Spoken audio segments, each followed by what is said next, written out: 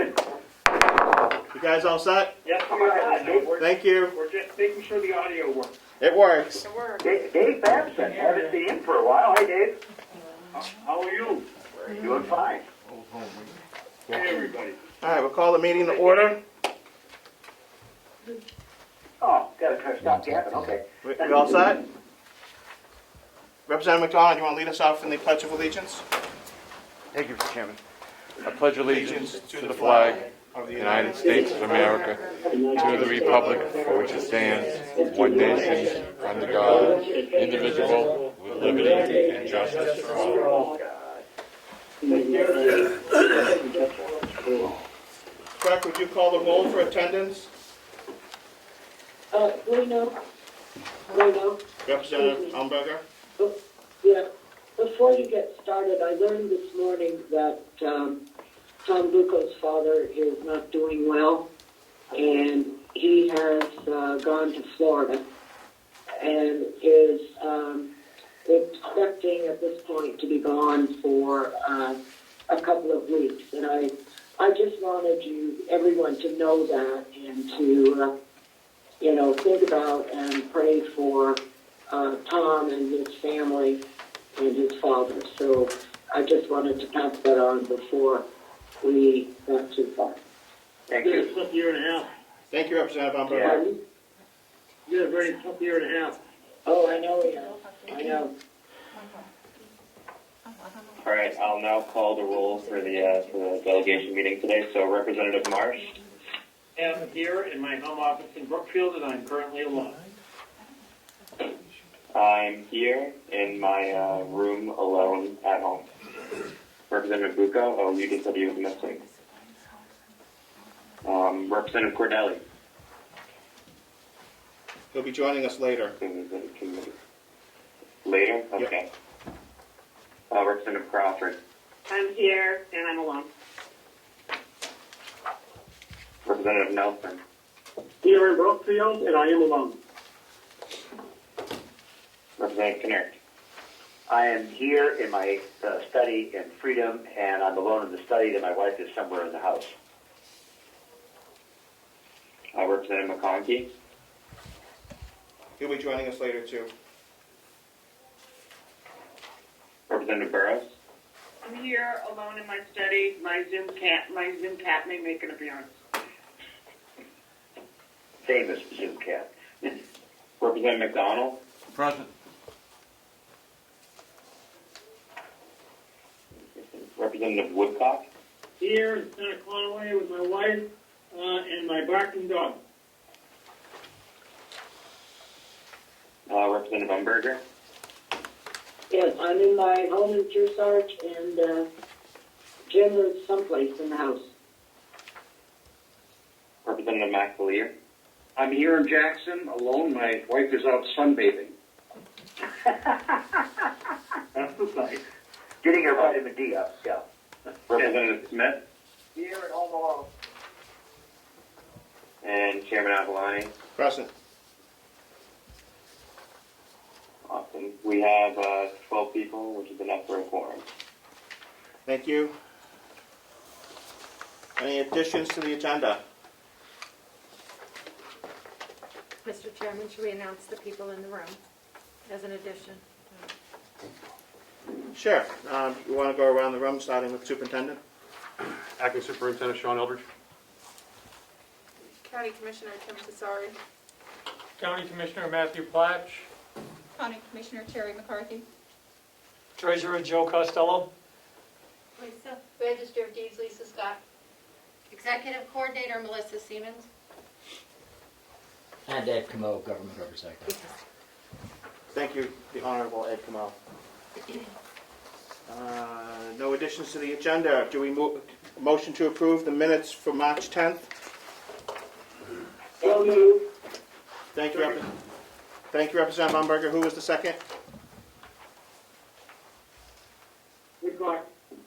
Mr. Chairman, as a correction, it's incorrect on the agenda. It says March 10th, but it was actually the meeting of March 1st. Today's the 10th.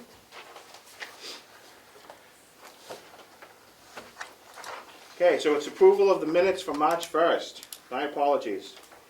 Mine. No problem. That's what we motioned on. Yep. Who was the second? I didn't catch that. I will. The motion was Karen, the second was Representative Woodcock, or sorry, I should say Representative Umberger, and the second was Representative Woodcock. Thank you.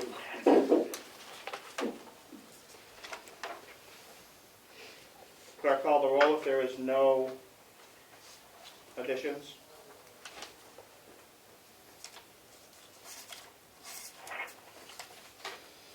Yep, I'll call the roll now. So the vote's to approve the minutes for the meeting of March 1st, 2021. So Representative Marsh. Yes. Representative Shays votes yes. Representative Crawford. Yes. Representative Nelson. Yes. Representative Kinnaird. Yes. Representative Burrows. Yes. Representative McDonald. Yes. Representative Woodcock. Yes. Representative Umberger. Yes. Representative McAleer. Yes. Representative Smith. I believe I wasn't present on abstaining. Chairman Evelani. Yes. The vote passes 11-0 with one abstention. Thank you. Do we have any public comment?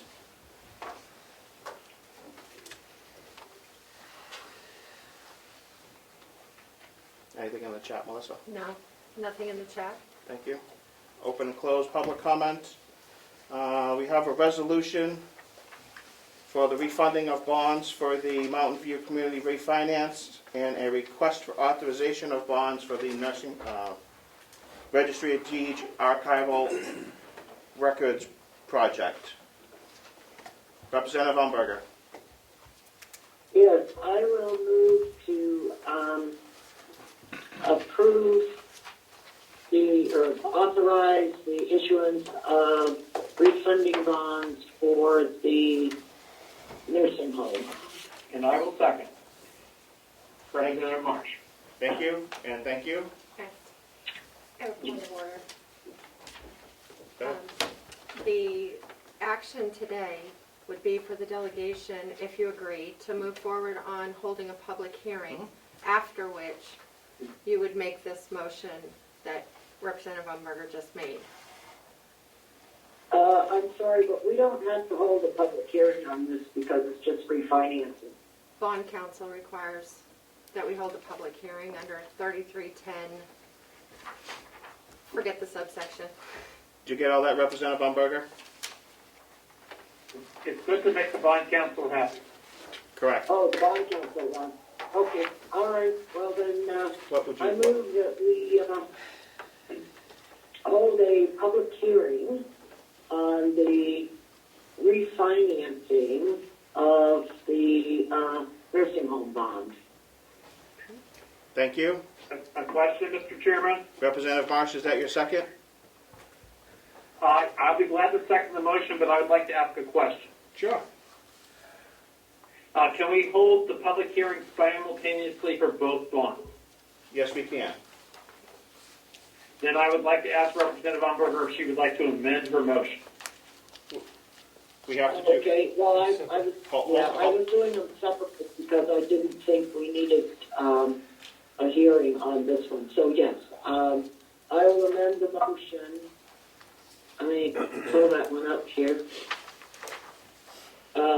To hold a public hearing on the nursing home bond and a public hearing for the $5 million bond for the registry preservation of county archival records for the Registry of Deeds. And I'll second the motion. Thank you. Any discussion? Question, please? Representative Woodcock. Thank you. Thank you, Mr. Chairman. Just a question for my information, because I do not know. So is my assumption, let me make an assumption, tell me if it's right, will you?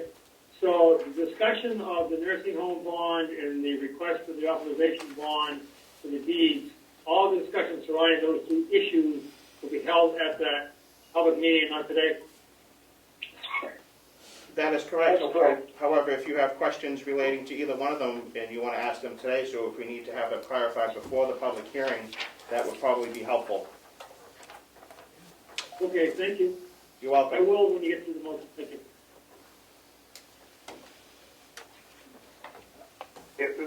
Actually, Question, sir? Representative Kennard. Well, is this then the proper time to ask questions? I was just about to follow up on that, Representative Kennard. Yes, it is. Okay. So I am very much in favor of the idea of bonding the archival restoration because I think it will get us away from having to continue to visit this year after year and kick the can down the road. And I think, I'm hoping that the registrar is there to have this, to clarify for me. I think we had a conversation about this a couple of years ago, but I'm curious of why we are preserving the records as is rather than digitizing them, which would seem to, may still be expensive because of equipment, labor, and everything as well, but it might be a better way to preserve them. Has that been looked at as far as, you know, preserving by one way or another, either digitally or by preserving the actual record that is there? What's the cost difference? Registrar Scott, please. Thank you, Carol. Speak loud. The registry records are digitized. It's the original records that we are required to maintain, repair, and keep that would be restored through this bonding. The actual original documents. Does that answer your question? Oh, go ahead, Representative Kennard. I'm curious why they demand the original in addition to the digitized. What's the RSA reference for that? Because I know that that exists in statute. That's where this all comes from. But what's the RSA on that? 478. 478. 478? Yes, :1. :1, Representative Okay, Kennard. thank you. You're welcome. Thank you. Did you have another follow-up, or did you want to Hello, wait? Mr. Chair. Representative Woodcock. Thank you. Mr. Scott, does that mean that we are prohibited from using only the digitized records? Or, Prohibited. I don't know of any prohibition. We are required by law to care for and maintain the original records. RSA 478.1. I did not bring it up with me, but I imagine you could pull it up. All the registries restore their records. Rockingham counties from 1628 up to as far as they need to be preserved to maintain their integrity. to follow, Mr. Chair? Sure. Go right ahead. Thank you. So could it be, could it be interpreted that the digitizing of the records is maintaining them and saving them? I don't believe so. If you look at the lifespan of digital records, they do not have archival quality. The lifespan of digital records is 3 to 5 years. If you talk with the experts and you look on the National Archives website, there's a wealth of data out there about archival records and restoring original records and electronic records. Just picture historically over time the old reel tapes that had the digital records on them. And then you went to floppy disks, and then smaller floppy disks. Then you went to hard drives, and you had read-only, write-only drives. The technology is not able to maintain the quality that you need to have for our good constituents' land records. These records are used by researchers to prove their title, and you've heard that many times. It's the originals that we are by law required to restore and maintain. One last follow-up, Mr. Chair. But Part A and Part B. Part A is about what would be the total cost to do the project, and just to clarify, just a accuracy piece. Part B of my question is, as we discussed over the years, there's nothing, as I read the RSA, there's nothing in there that prescribes the amount of dollars that's towards that project. So what is the total cost of the project to do what you want to do? And then, am I accurate that the RSA doesn't indicate how much has to be done here, and why would you make an attempt? The total cost of the project is estimated at $5 million. We have a 2018 RFP that has that comes in at $5 million. They have guaranteed that price for this year. The second part of your question again was? Was there any dollar figure in the RSA that required dollar percentage? I don't recall one being, as long as you made an attempt to restore, maintain. There is no dollar figure in the RSA. I can relay that other counties have done this for years and years. They have it as a ritual every year in their budget, and until 2016, we did not do that here in Carroll County. But we have for the past 4 years. Right, so it's been the recent delegations That's that have correct. jumped in and started to undertake this. That's correct. Thank you, Mr. Chair. Appreciate it. You're welcome. Representative Kennard, do you have a Mr. follow-up? Chair?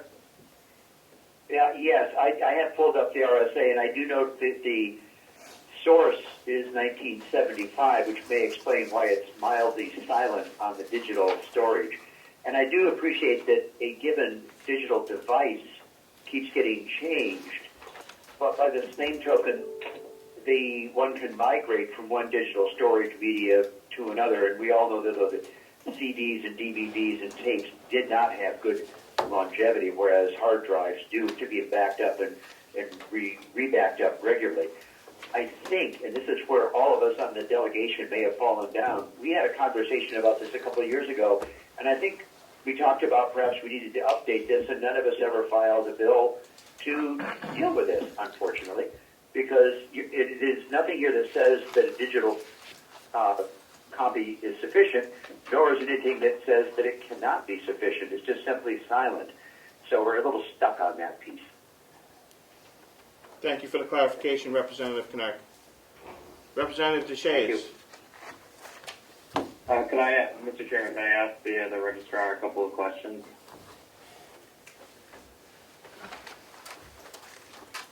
Sure, go right ahead. Okay, thank you. So I just two brief questions, Registrar Scott. So what do other counties do? Do any other counties have all their records moved digitally? So we understand that we're kind of, acting within the norm of how other counties take care of their archival records. And is there some kind of importance to keeping all of these records in paper document form in an archive physically? That's important to our English common law system and how we keep track of these deeds throughout the county's history. Watch your head, Sean. It's okay. I'll try and answer both those questions in one. The way the other registries in the state of New Hampshire work is the original records are held and maintained, particularly all the older records are being restored each year, little by little. It is the law that the original needs to be maintained and stored. It is our responsibility that digital doesn't last forever, no matter if you have it in a secure cloud-based computer system. I could go on and on about the flaws of digital. I can't even associate digital with archival. They have tried over and over to make digital records archival, and it failed.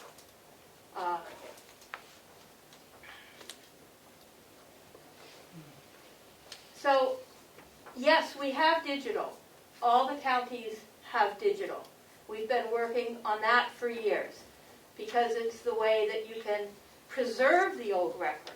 You use the digital day to day, and only when you get called to court, when you have to prove something that little dot isn't a period or is a period in a sentence, that you go back then to the original. And our originals, they're priceless. If you've ever done deed research, if you've had to search a title that you can't figure out how you get to the property because you don't know where the right-of-way came from, you're back in the 1700s, and those records back then are the key to so many problems with land titles. And it's our job, it's my job, to make sure that old piece of paper or the plan is maintained. Does that answer your question, Representative DeShays? Yes, that answers it perfectly. Thank you, Registrar Scott. Thank you. Commissioner Platch. Sure. I think the easiest way to answer this, and what our registrar is saying is absolutely correct, but just the words of the statute itself, the Register of Deeds shall carefully keep in the office provided by the county at all times, except when they may be required by a court to produce them as evidence, or when the same may be removed for the purposes of repair, all books, records, files, and papers belonging thereto, and when not in use, shall keep them in a safe location.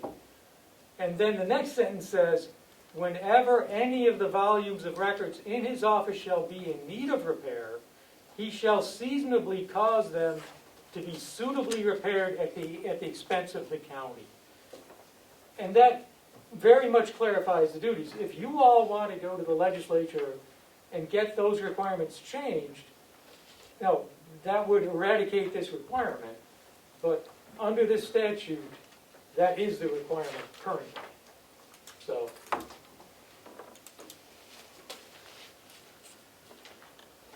Any further questions? Thank you for that clarification, Commissioner. Sure. Thank you. Mr. Chair, one follow-up, please. Representative Woodcock. Last one. So we have, so I understand it, we have the original paper from the 1800s. I don't know when the last time that was used to go to court. That'd be an interesting question. But we have the original paper from the 1800s. We have the digitized that they use all the time for the regular back and forth work on a regular basis. Is there any other storage of those, or any other copies of those anywhere from before? Any other technologies?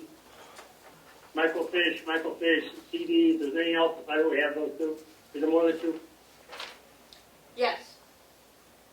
So we have the original paper or whatever the medium is that the plans come in on. There are quite a few different kind of media for that. We have a microfilm image that was taken from a digital image. Now the digital images were taken at a time using a camera with light bulbs, not to scale. So they're very difficult to use. They don't give you an accurate depiction of what we have. They are better than nothing, and they are what is used on a daily basis. So we have all three. When was the last time we were called to court to use the original 1800 document or thereabouts? I haven't been called to court, but I've been here since 2015. Okay. Thank you. You're welcome. I do recall that Lillian Brooks was called to court with some documents, but I can't tell you when. Thank you. Any further discussion? We have a motion and a second to schedule a public hearing for both these resolutions. Clerk, call the roll. Representative Marsh. Votes yes. Representative DeShays votes yes. Is Representative Cordelli here yet? I assume not. No. Representative Crawford. Yes. Representative Nelson, Yes. Representative Knirk. Yes. Is Representative McConkey present yet? No. Don't see him. I don't see him either. They would both be in person, but I haven't heard them. Representative Burrows, Yes. Representative McDonald, Yes. Representative Woodcock, Yes. Representative Umberger, Yes. Representative McAleer, Yes. Representative Smith, Yes. Representative Avalani. Yes. Motion passes 12-0. Thank you very much. Do you have that posting? I'm still waiting for the bond council, but I'm expecting it any moment. Okay, thank you. And I can, Yeah, because I'll send it right out. okay. Thank you. Representative Marsh. Yes, thank you, Mr. Chairman. I assume we're moving on to the next agenda item? That is correct. Yes. In that case, I would like to move that we reconsider the Mountain View community budget because we received new information. Second? Thank you. I'll second that. Thank you. Any discussion? Clerk, call the roll to reconsider the Mountain View budget. Yep, Representative Marsh, Votes yes. Representative Shays votes yes. Representative Crawford, Yes. Representative Nelson, Yes. Representative Knirk, Yes. Representative Burrows, Yes. Representative McDonald, Yes. Representative Woodcock, Yes. Representative Umberger, Yes. Representative McAleer, Yes. Representative Smith, Yes. Chairman Avalani. Yes. The motion passes 12-0 to reconsider. Thank you. Representative Marsh. County nursing home budget. Yes, thank you. As you all know from the materials that were distributed for today's meeting, the new information we've received is the amount of savings we've seen from unfilled positions in the months of January and February of the current fiscal year. And therefore, I move that we approve all the line item changes in the document MVC expense revisions distributed for today's meeting and approve the following bottom line revisions. For section 5100, the bottom line is to be $1,032,225. For section 5130, the bottom line is to be $1,784,468. For section 5140, the bottom line is to be $6,524,649. For section 5150, the bottom line is to become $1,006,070. And for section 5191, the bottom line is to become $491,889. Thank you. Do we have a second? I'll second that. Thank you, Representative Umberger. Do we have any discussion? Question, please. Representative Woodcock. Thank you. Representative Marsh, can you, and I'm not sure if this is integrated into the information because I couldn't pull it on my computer. Can you tell me where we are on the pro share, please, and how this plays into that? This does not play into that because we are, at this point in time, talking about the expense budget. We'll get to the revenue budget in a minute. Thank you. Representative Umberger. Yes. Do we want to approve the bottom line rather than each item? As Representative Marsh, gave us the new figures for each of the areas. But the last time that we did this, I think we only approved the bottom line. Last time I brought it up, I believe I was told that we approved the bottom line of each section, and that's why I moved to the motion that I did. But I certainly would not object if we just want to approve the total bottom line figure. I think everybody understands the intent here. It does, and I just want to make sure that everybody's clear that we approved them department by department, and I think we should continue to do department by department, and then, of course, we can do the bottom line as well. Representative Kennard. Okay. Thank you, Representative Umberger. Yeah, I just have a little. I just have a simple question.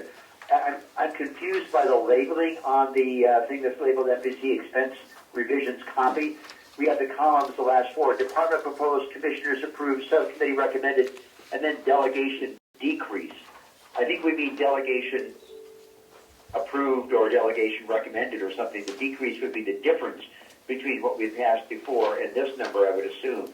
Is that just kind of a typo? What I'm asking us to approve is the numbers and not the titles at the top. The title at the top refers to the fact that this does decrease the budget from the previously approved budget. But we're not voting on the titles, we're voting on the numbers. I just want to make sure there wasn't confusion, because otherwise it would make it a very small budget. Thank you. Thank you, Representative Kennard. And thank you for that clarification, Representative Marsh. Any further questions on the expense side of the MVC revisions? Clerk, call the roll. Representative Marsh. Votes yes. Representative Shays votes yes. Representative Crawford. Yes. Representative Nelson. Yes.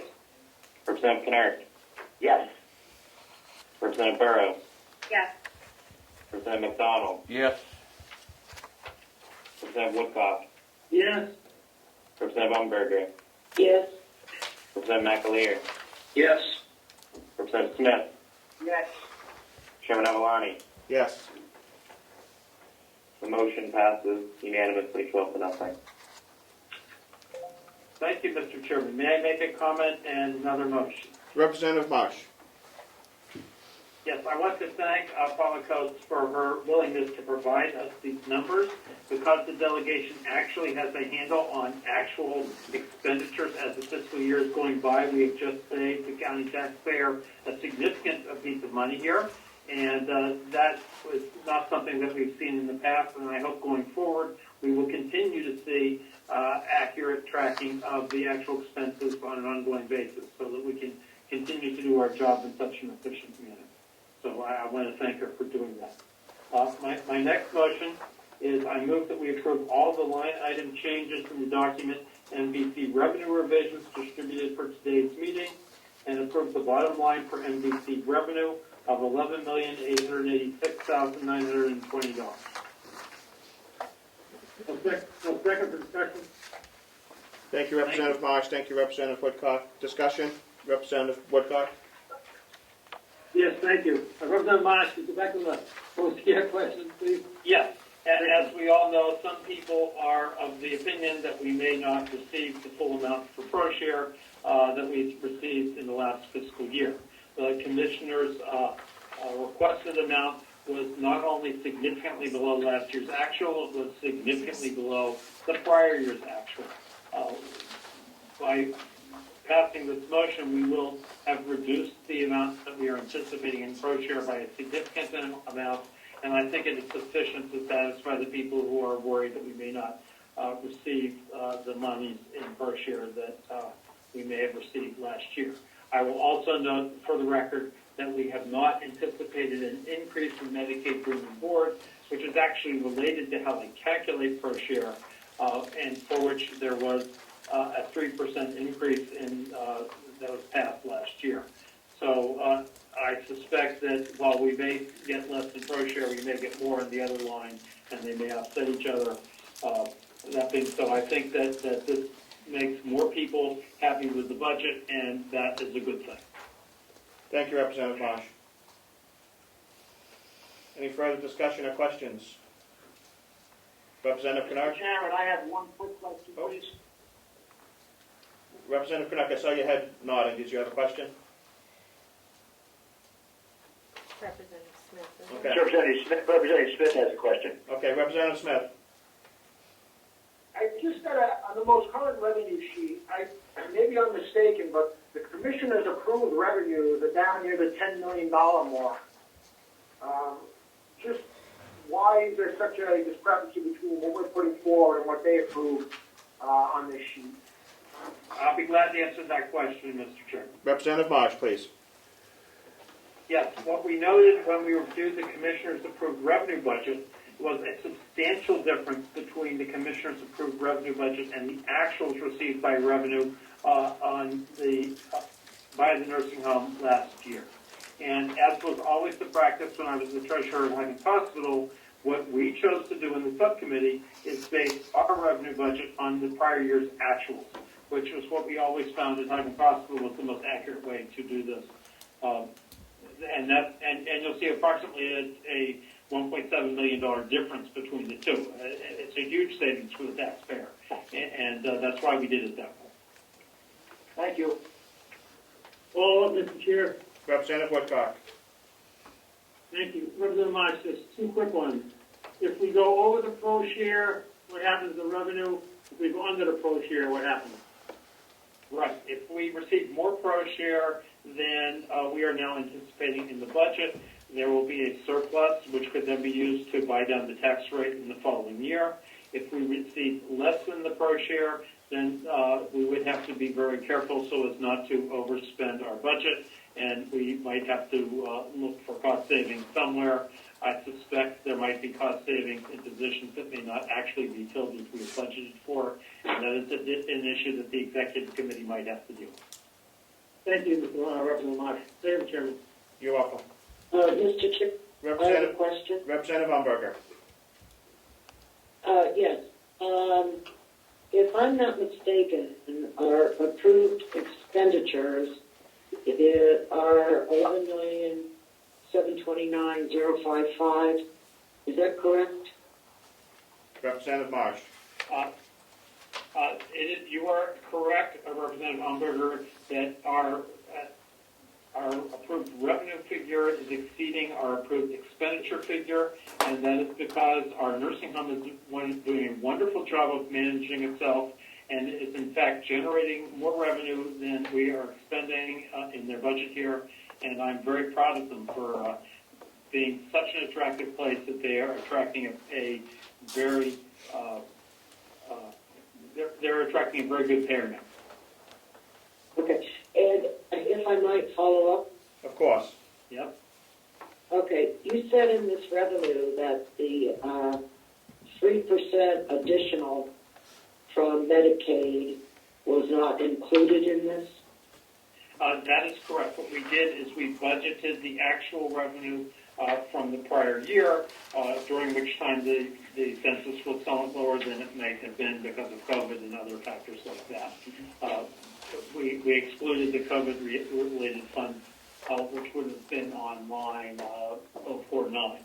So we didn't budget the actuals for that line. But for the Medicaid revenue, we budgeted the actuals.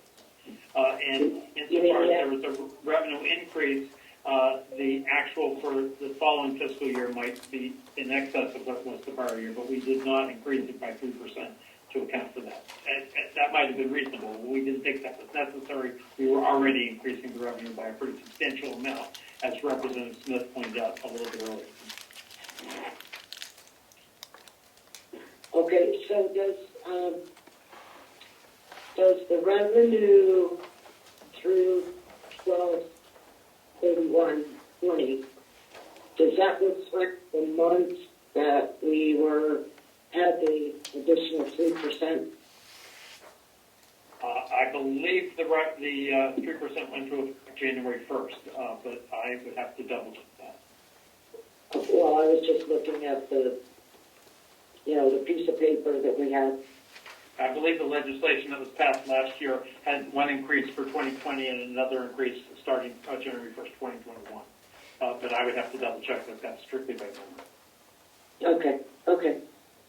I just wanted to make sure that it was included in here, and that we're let me go back. That we're Melissa, would you not send this to us in this? It's in this way. This way. Makes it hard.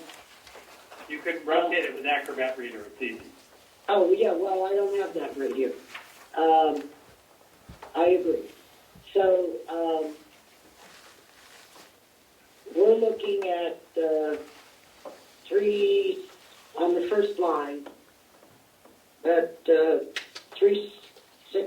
2,557, whatever it is, that's the same,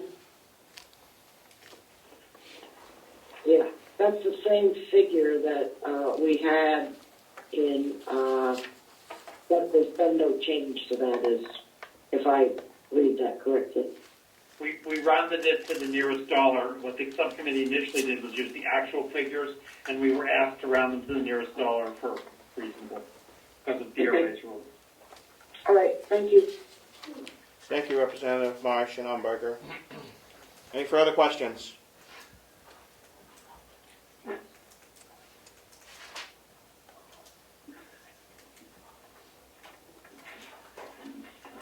Seeing none, clerk call the roll.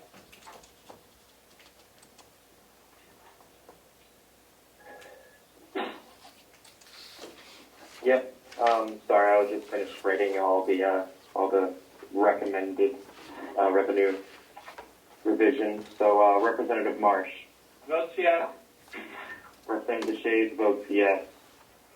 Representative Crawford. Yes. Representative Nelson. Yes. Representative Kinnaird. Yes. Representative Burrows. Yes. Representative McDonald. Yes. Representative Woodcock. Yes. Representative Umberger. Yes. Representative McAleer. Yes. Representative Smith. Yes. Chairman Avalani. Yes. And the motion passes unanimously, 12-0. Thank you. Representative Marsh, did you have a final bottom line in the expenditure budget for the Mountain View community? Give me a second, I'll get that for you. Thank you.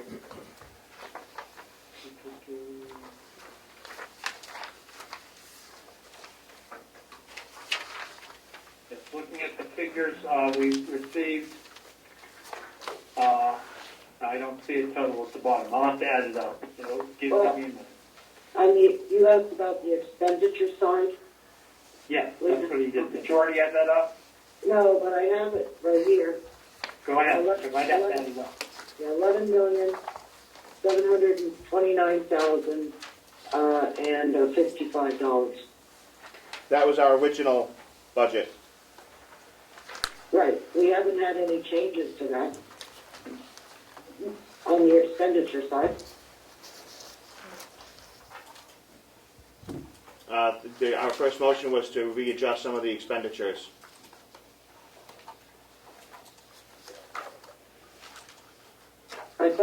I'm sorry, I thought it was just the revenue that he was adjusting. We did the expenditures first. That was part of what we agreed to. Oh, okay, well, Mr. Chair, Representative Woodcock. then I missed.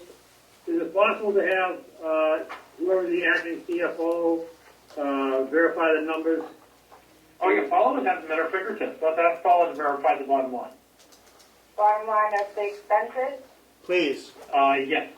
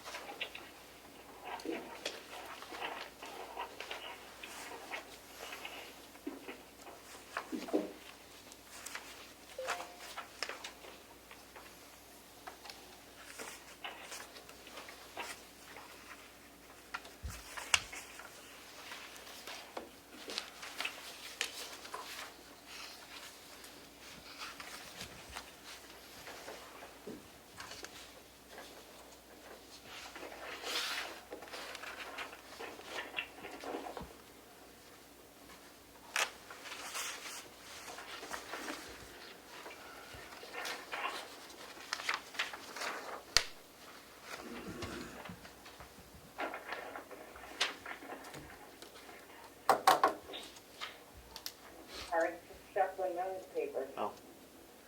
Well, who's this for? This.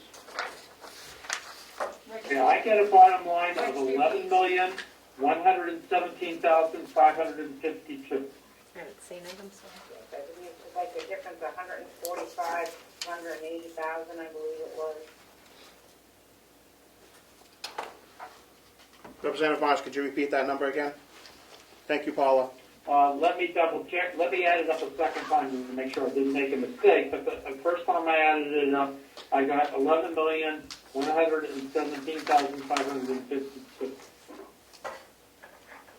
Mr. Chair, Representative Woodcock.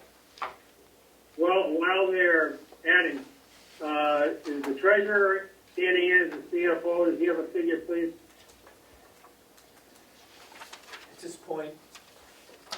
At this point, I haven't got the total figure here because of the changes. Thank you. Yep. No, he does not. Let me apologize. I made a mistake. I left out 5192 and 5193, and including those sections, it should be 11,583,775. Yes, exactly. So if Paula gets the same number, I suspect that means we're correct. Yep, that's the same one I Can you read that number again? The bottom line for expenditures is 11,583,775. Awesome, thank you. Thank you, Paula. So we need to vote on that number, right? Correct. Thank you, All right, Representative I will Marsh. move that we approve that bottom line number. Thank you. Do we have a second? Second. Representative Woodcock, thank you. Any further discussion? Clerk, call the roll for the expense side. Representative Marsh. Yes. This is the shades of yes. Representative Crawford. Yes. Representative Nelson. Yes. Representative Kennard. Yes. Representative Burrows. Yes. Representative McDonald. Yes. Representative Woodcock. Yes. Representative Umberger. Yes. Representative McAleer. Yes. Representative Smith. Yes. Chairman Avalani. Yes. The motion passes 12-0 unanimously. Thank you. Does that I conclude? believe that completes the nursing home. Thank you, Representative Marsh. When you say you left out two departments, did we vote on those two departments, or that was just left out of your addition? It was left out of my initial addition because we only changed the lines where there were changes in the salary based on the code's recommendation. We didn't change those two, and I had to go back to my other piece of paper to get the figures. And it was on a different page, and I didn't see it very well. Thank you very much. Mr. Chair? Representative Woodcock. Yeah, I'd just like to publicly thank Bill and Paula and Holly before. They did a hell of a job on this, and they ran the show. Thank you. Thank you. I'll second that.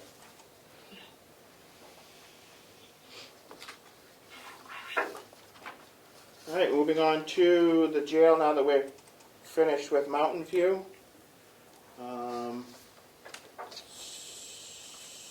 We had a subcommittee meeting with the jail. There was some spirited discussions, and the interim superintendent is here with us today to give us a quick overview for the rest of the delegation, and then we will get moving to your budget.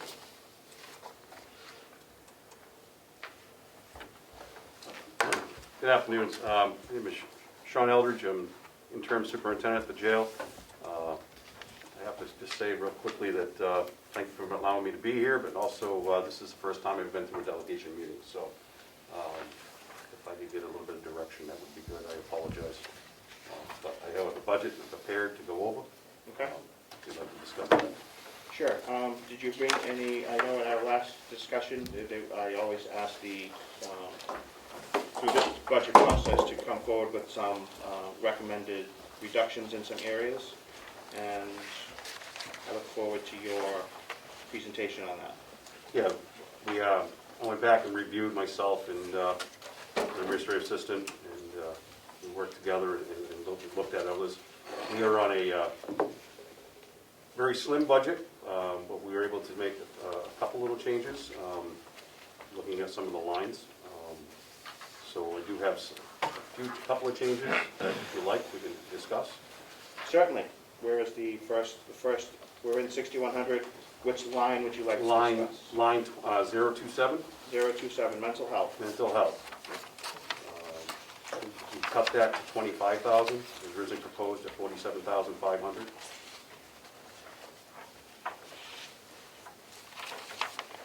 Thank you. Do we have a motion to adjust that line? I'm sorry, I missed the figure. 25,000. Line 027 was moved down to 25,000. Thank you. You're welcome. I'll make the motion. Thank you, Representative Umberger. Do we have a second? I'll second that. I think that was Representative Smith. Yes. Thank you. Any further discussion? Question, please, Mr. Chair. Representative Woodcock. Could the superintendent tell us the impact, please? I'm sorry? The impact, any reductions, is it going to cause any? It shouldn't, The impact of the reduction? based on yearly history and other things, it doesn't look like it's going to be an impact. It looks like we'll be fine. Thank you. Any further questions? I have a question. Representative Burrows. Thank you. Just to follow up to Representative Woodcock's question, when you said there wouldn't be an impact, is there going to be a reduction in services as a result of that cut? No, based on everything we're looking at, no, not at this time. Some of the mental health line would be picked up with one of the grants that we currently have as well. So some of the salary would be absorbed into that grant. Thank you very much. Any further questions? Clerk, call the roll. Yep, Representative Marsh. Yes. Mr. Shades votes yes. Representative Crawford. Yes. Representative Nelson. Yes. Representative Kennard. Yes. Representative Burrows. Yes. Representative McDonald. Yes. Representative Woodcock. Yes. Representative Umberger. Yes. Representative McAleer.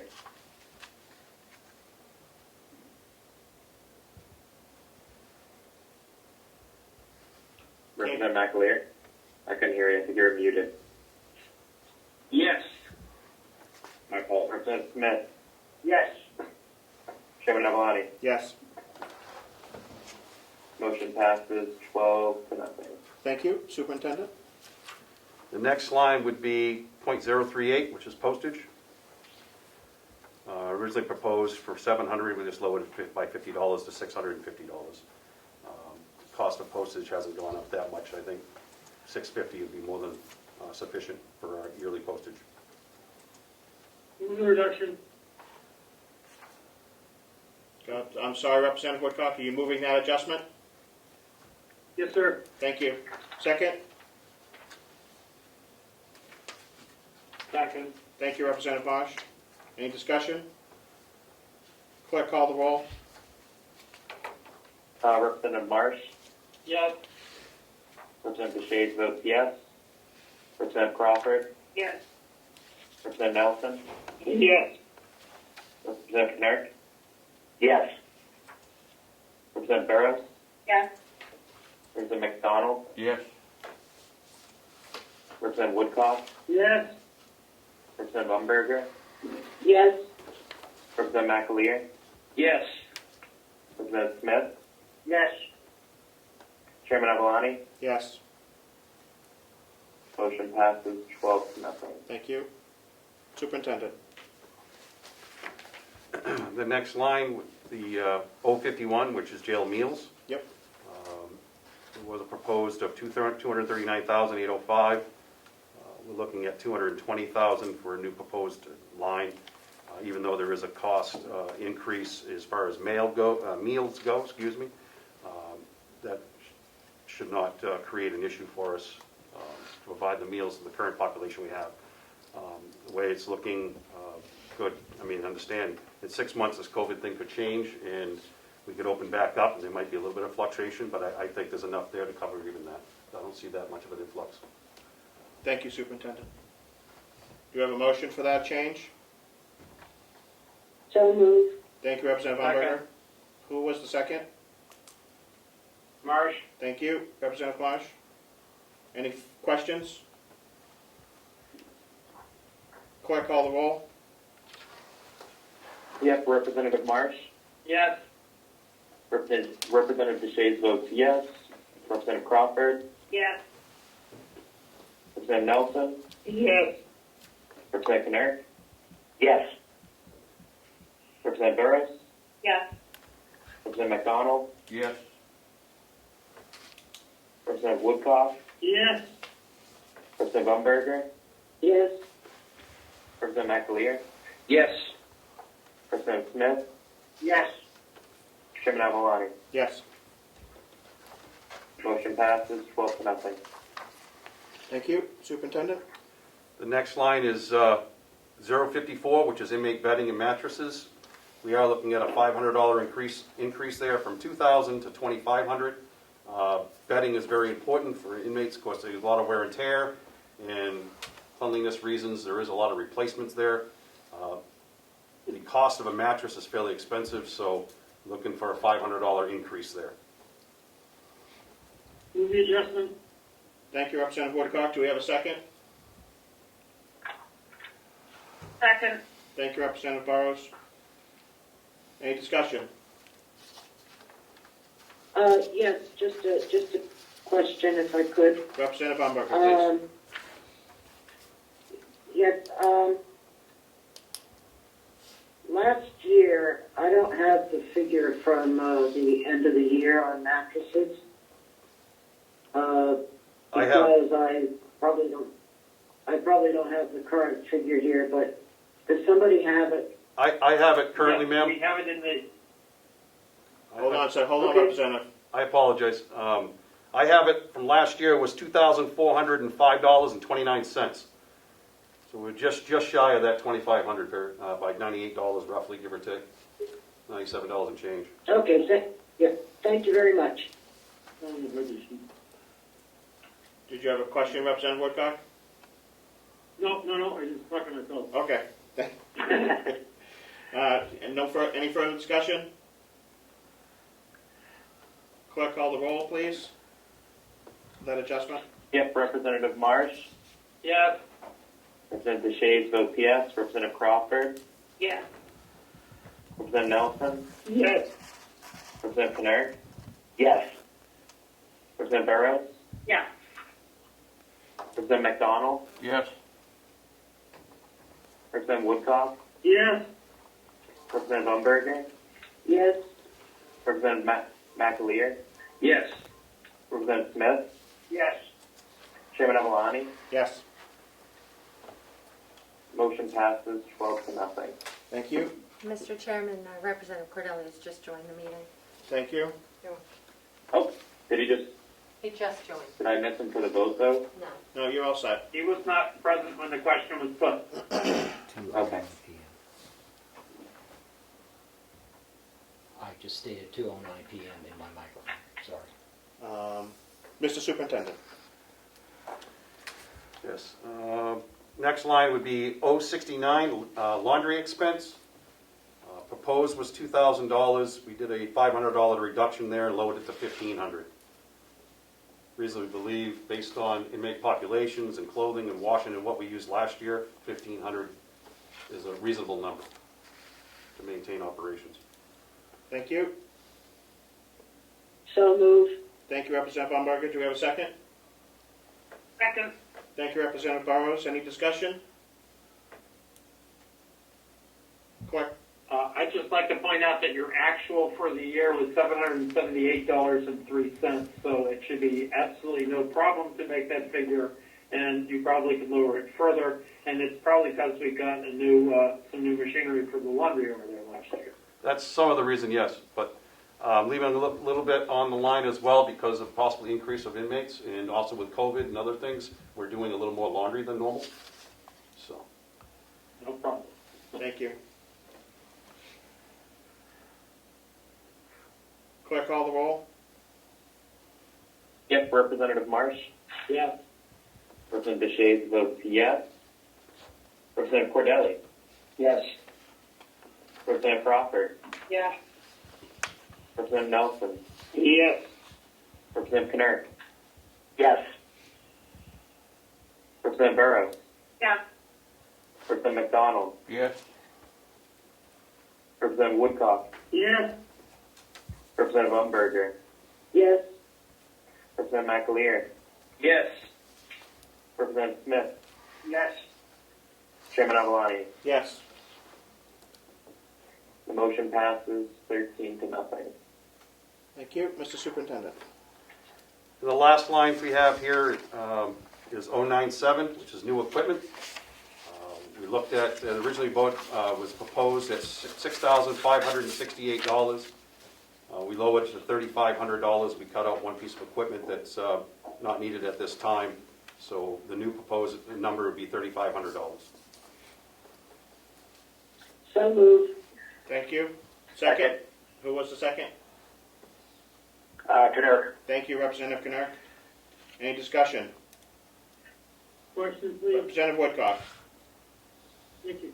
Mr. Superintendent, I see on the bottom of the sheet that what you cut was a cuff man dummy with taser vest. Can you tell me what that was used for? And I'm assuming some type of training, why it's not necessary? Yeah, it was a device we were looking at using for when our yearly training for handcuffing with officers. It's just a training dummy. It's like a mannequin.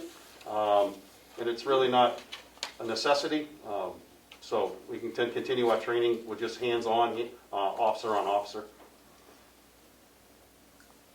Thank you. Thank you, Representative Woodcock. Any further questions? Clerk, call the roll. Yep, Representative Marsh. Yes. Representative Deshaies votes yes. Representative Cordelli. Yes. Representative Crawford. Yes. Representative Nelson. Yes. Representative Knurk. Yes. Representative Burrows. Yes. Representative McDonald. Yes. Representative Woodcock. Yes.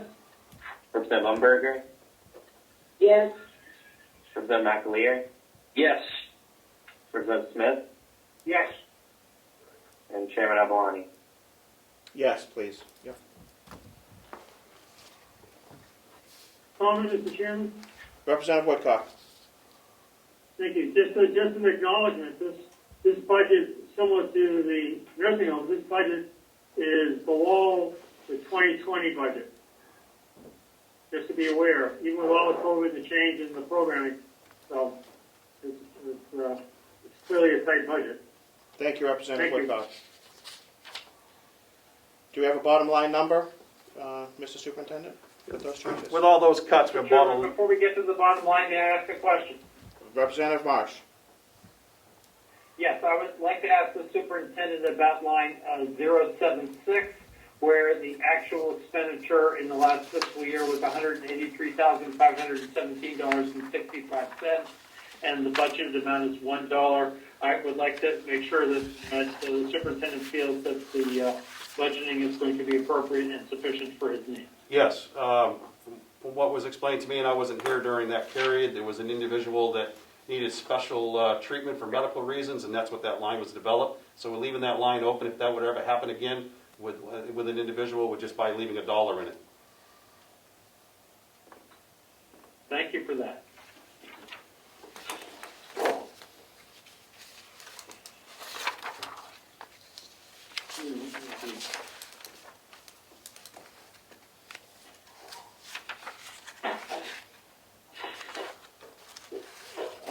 Representative Marsh, we put, when we approved the special fees and services, we put $25,000 into a special inmate medical fund. So that might alleviate a little bit of the $1 on that line. I recall that about $25,000 is significantly less than $183,000, and I thought it was useful to ask a question. Well, certainly, I just want to make sure that we're aware that we're not leaving them just $1. Do we have that bottom line, Yes, sir. please? So the bottom line now with all cuts, proposed budget for 2021 would be $3,469,828. That's just, Could you- excuse me? Well, hold on. Could you please read that again, but a little bit slower? Yep. $3,469,828. That's a reduction. Thank you. That's a reduction of $99,785 compared to last year.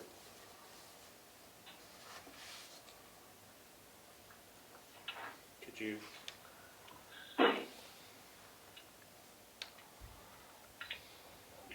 I'll Superintendent, make the motion to approve the bottom line on the jail. thank you, Representative Umberger. Do we have a Second. second? Was Representative DeShays? Yep. Thank you.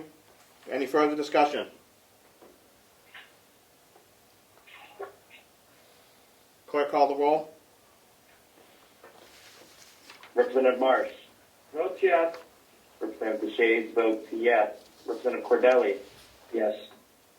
Representative Crawford. Yes. Representative Nelson. Yes. Representative Kennard. Yes. Representative Burrows. Yes. Representative McDonald. Yes. Representative Woodcock. Yes. Representative Umberger. Yes, Representative McAleer. Yes. Representative Smith. Yes. Chairman Avalani. Yes. The motion passes 13-0 unanimously. Thank you. Mr. Chair, clarification. Representative Woodcock? Yeah, I just want to be sure. I made a comment a moment ago about the 2020 budget, but I realize now we had $200,000 in there for an inmate, unless that was a supplemental, so it really isn't, it's a deceiving reduction. That's all. Thank you, Representative Woodcock.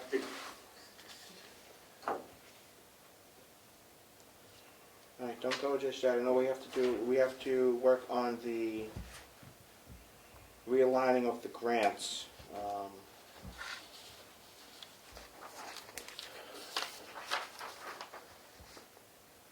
We need a motion to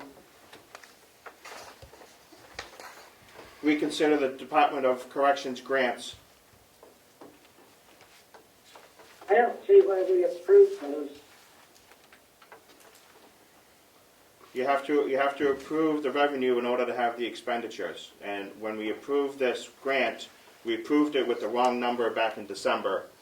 We approved it for the full grant total instead of year by year that we would be receiving.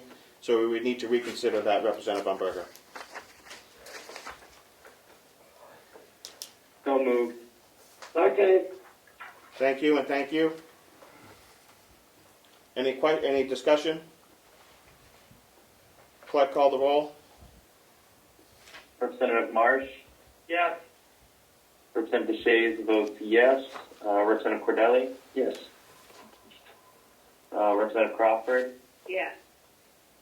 Representative Nelson. Yes. Representative Kennard. Yes. Representative Burrows. Yes. Representative McDonald. Yes. Representative Woodcock. Yes.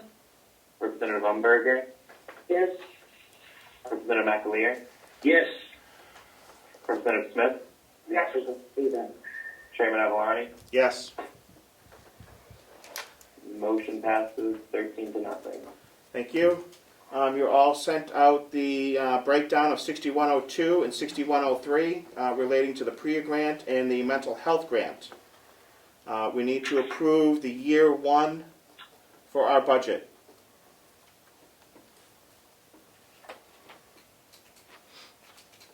Has everybody received that paper? Has everybody received that paperwork? Yes. Okay, I will move. whoever is not talking, could you mute? Because we are hearing what you're saying.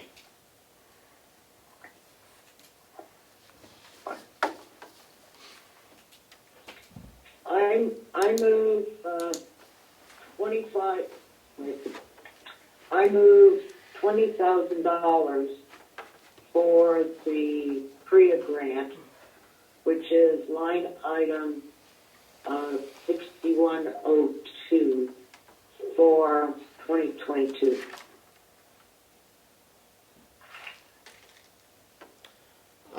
Representative Umberger, it would be $63,110 for the year one, which would be this year. Oh, I'm sorry. That's okay. I was reading the top line. Yeah, 63,110. Excuse me. Thank you. Second. Thank you, whoever that was. Marsh. Thank you.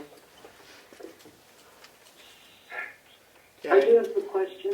Please, Representative Umberger. Yeah, I don't see. I didn't see this. If I can find it.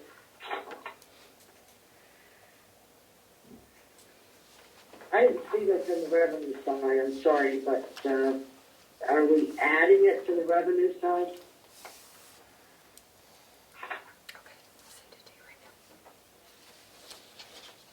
No, we're just, That's what I want to do. right now, we're just readjusting it because we have it sitting there for $649,000. We need to fix that. It would be under 200 federal grants on page 13 of 17 of today's papers. You'll see it all in there, and under DOC grant 646398. Okay. Okay, that's fine. Thank you. You'll see 6102. These are the corresponding lines to accepting the PREA grant, which is audit, training, consulting, supplies, travel, and new equipment for a total of $63,110. Mr. Chairman, do you mind rounding that to 65, or do you already have a motion on the table? We have a motion on the table for 63,110. Okay. Do you need it to be a different number? In the suggested budget paper that I sent out, the finance director was suggesting 65 for that one and 110 for the mental health. Rounding them up just in case. But it's totally up to you.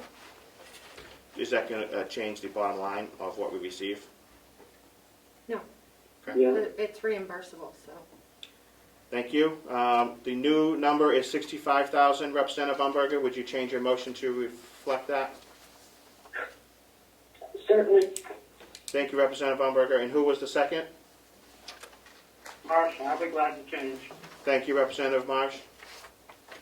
Any further discussion? Clerk, call the roll to change that number to 65,000. Oh, we're voting on the amendment? You're voting on the Or are we motion. voting on the overall motion? You're voting on the motion. There was no amendment. Okay, so that's what I assumed, and I wrote that down, thank you. Representative Marsh? Yes.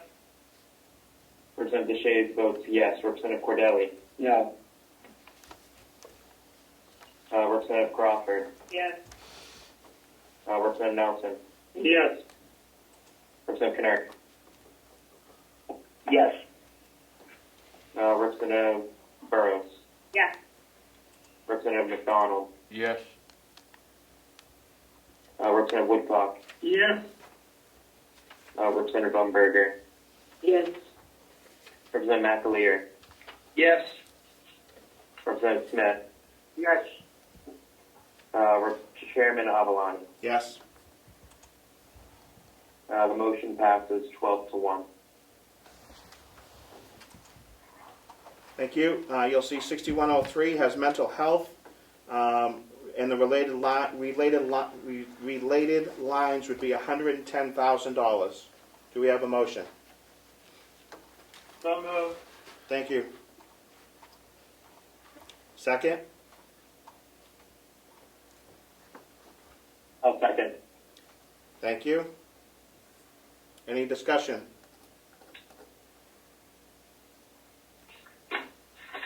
Clerk call the roll. Representative Marsh? Yes. Representative Shades votes yes. Representative Cordelli? No. Representative Crawford? Yes. Representative Nelson? Yes. Representative Knerr? Yes. Representative Burrows? Yes. Representative McDonald? Yes. Representative Woodcock? Yes. Representative Bumberger? Yes. Representative McAleer? Yes. Representative Smith? Yes. Chairman Avalani? Yes. The motion passes 12-1. Thank you. Do we have a motion to remove the 646398? So moved. Thank you, Representative Marsh. Second. Second. Thank you, Representative Umberger. Any discussion? What was the number on that again, Mr. Chairman? 646398. Everybody clear on how we got to that number? 646398? Thank you. The previously approved numbers, which we did incorrectly. Exactly. Any further discussion? Clerk call the roll. Representative Marsh? Yes. Representative Shades votes yes. Representative Cordelli? Yes. Representative Crawford? Yes. Representative Nelson? Yes. Representative Knerr? Yes. Representative Burrows? Yes. Representative McDonald? Yes. Representative Woodcock? Yes. Representative Umberger? Yes. Representative McAleer? Yes. Representative Smith? Yes. Chairman Avalani? Yes. Motion passes unanimously 13-0. Thank you. Do we have a new bottom line for that federal grants that were? I believe it's 175. That would be the total number for the federal grants because we approved the top three. Okay. 781996. Thank you. Do we have a motion to approve 781996 for that new bottom line? What are we adding together? The 110 and 65, which would be 175 Yeah, to. that comes up. Okay, that's the number. That wasn't what I heard, but, okay. All right. Thank you, Representative Umberger. Do we need a second on that? Pardon? Thank you. Representative Marsh. Do we need a second? Yes, we do. Okay, I will. Thank you. Any further discussion? 781996 is the next number. Clerk call the roll. Yep, Representative Marsh? Yes. Representative Shades votes yes. Representative Cordelli? Yes. Representative Crawford? Yes. Representative Nelson? Yes. Representative Knerr? Yes. Representative Burrows? Yes. Representative McDonald? Yes. Representative Woodcock? Yes. Representative Umberger? Yes. Representative McAleer? Yes. Representative Smith? Yes. Chairman Avalani? Yes. Motion passes 13-0. Thank you.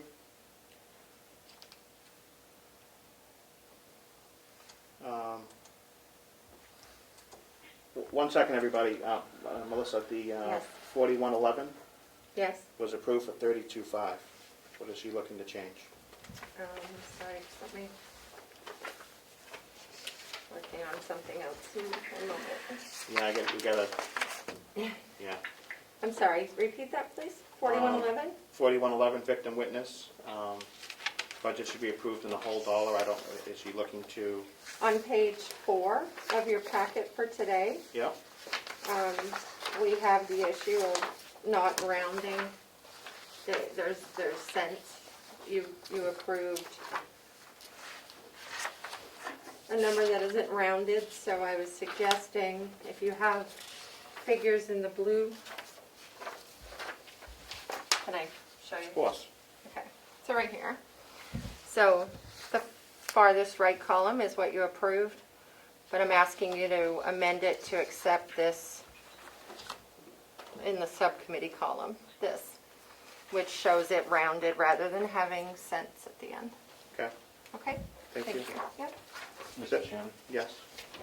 what is this rounding up now? Why are we rounding up now? It has to do with GRA and what they don't accept cents. Okay. Yeah.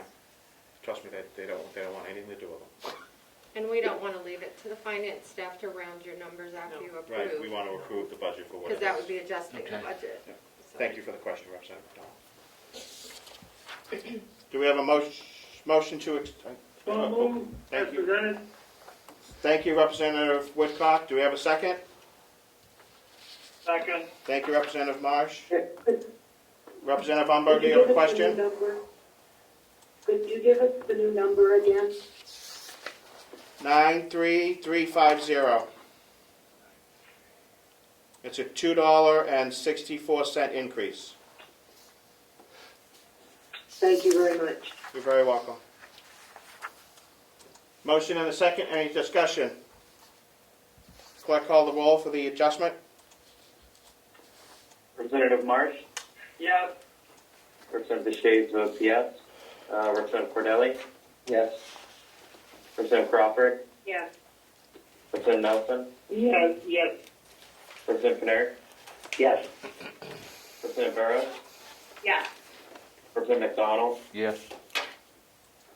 Representative Woodcock, Yes.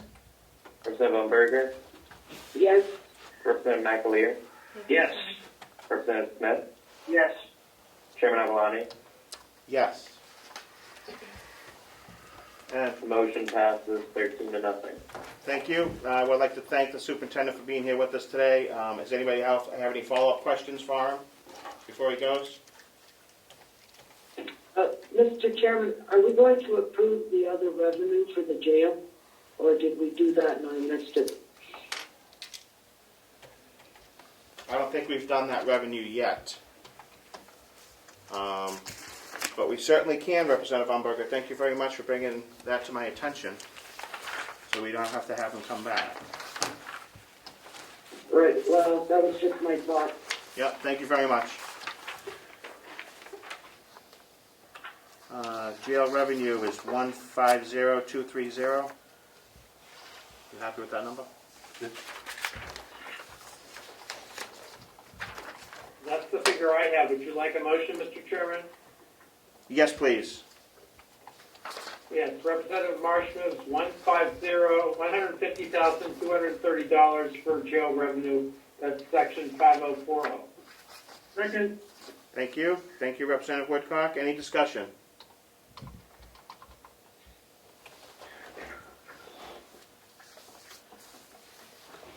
Representative Cordelli?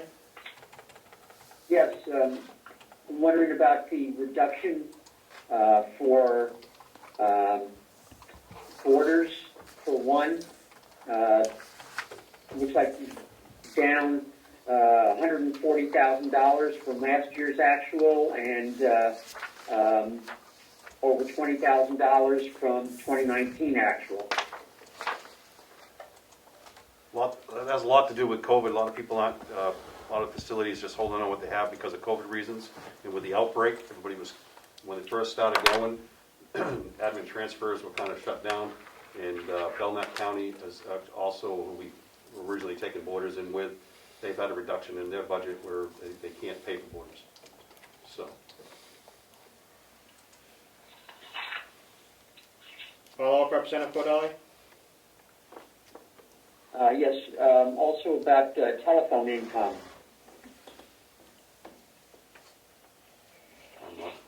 I'm not familiar with the telephone. The actual, I'm not familiar with the telephone income at this time. My recollection is last year we approved a contract that diverted the telephone income to the contract, and I would have to look up the old minutes to remember what it was, but I remember we did that. I don't remember either. Well, the 2020 actual was $8,500, and 2019 was only $800, but 2018 was over $9,000. I wasn't with the facility during those years. I just started here in September with the county, Right. and I'm not familiar with that, so I apologize. I can try to look into it for you and answer you at a later date. Would you like to hold this to our next meeting, Representative Cordelli, to get clarification? I would appreciate it. Thank you. Just get that. I'll send over some questions. Okay. Thank you.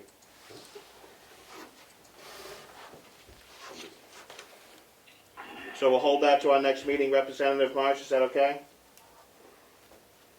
He's on the phone. Okay, who was the second? I was, she was. Is that okay, Rep? I have Representative Woodcock down as the second. I'll be happy to hold. Thank you, Representative Woodcock. I think we should be all set. We're all set with the superintendent now. Thank you, Mr. Superintendent, for No being with problem. us Thank you. today. We'll get those questions over to you. Thank you.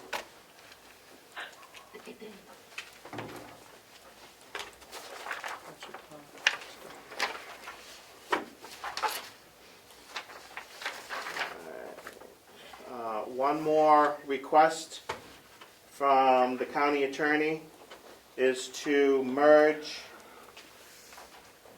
lines 4110-008 to 007, is to recombine those numbers, and so that way there is one line for those instead of two.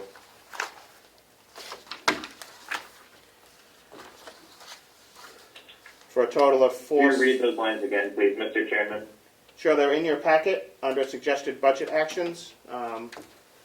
The 4110, Thank you. yep, is 008, is combining 008 and 007 for a new total of 465721.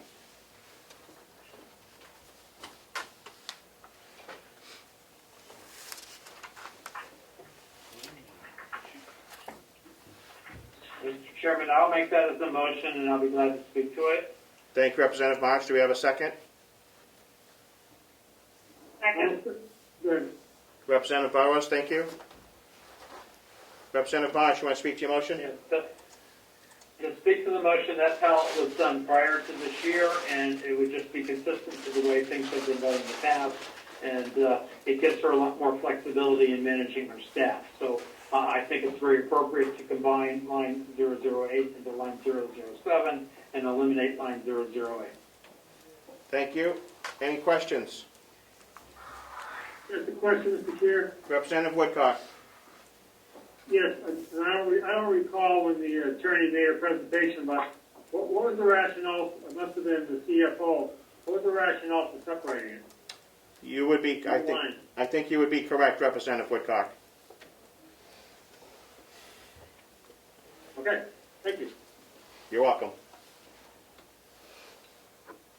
Any further discussion or questions? Clerk, call the roll. Yep. Representative Marsh. Yes. Representative Shays votes yes. Representative Cordelli. Yes. Representative Crawford. Yes. Representative Nelson. Yes. Representative Kinner. Yes. Representative Burrows. Yes. Representative McDonald. Yeah. Representative Woodcock. Yeah. Representative Umberger. Yes. Representative McAleer. Yes. Representative Smith. Yes. Chairman Avalani.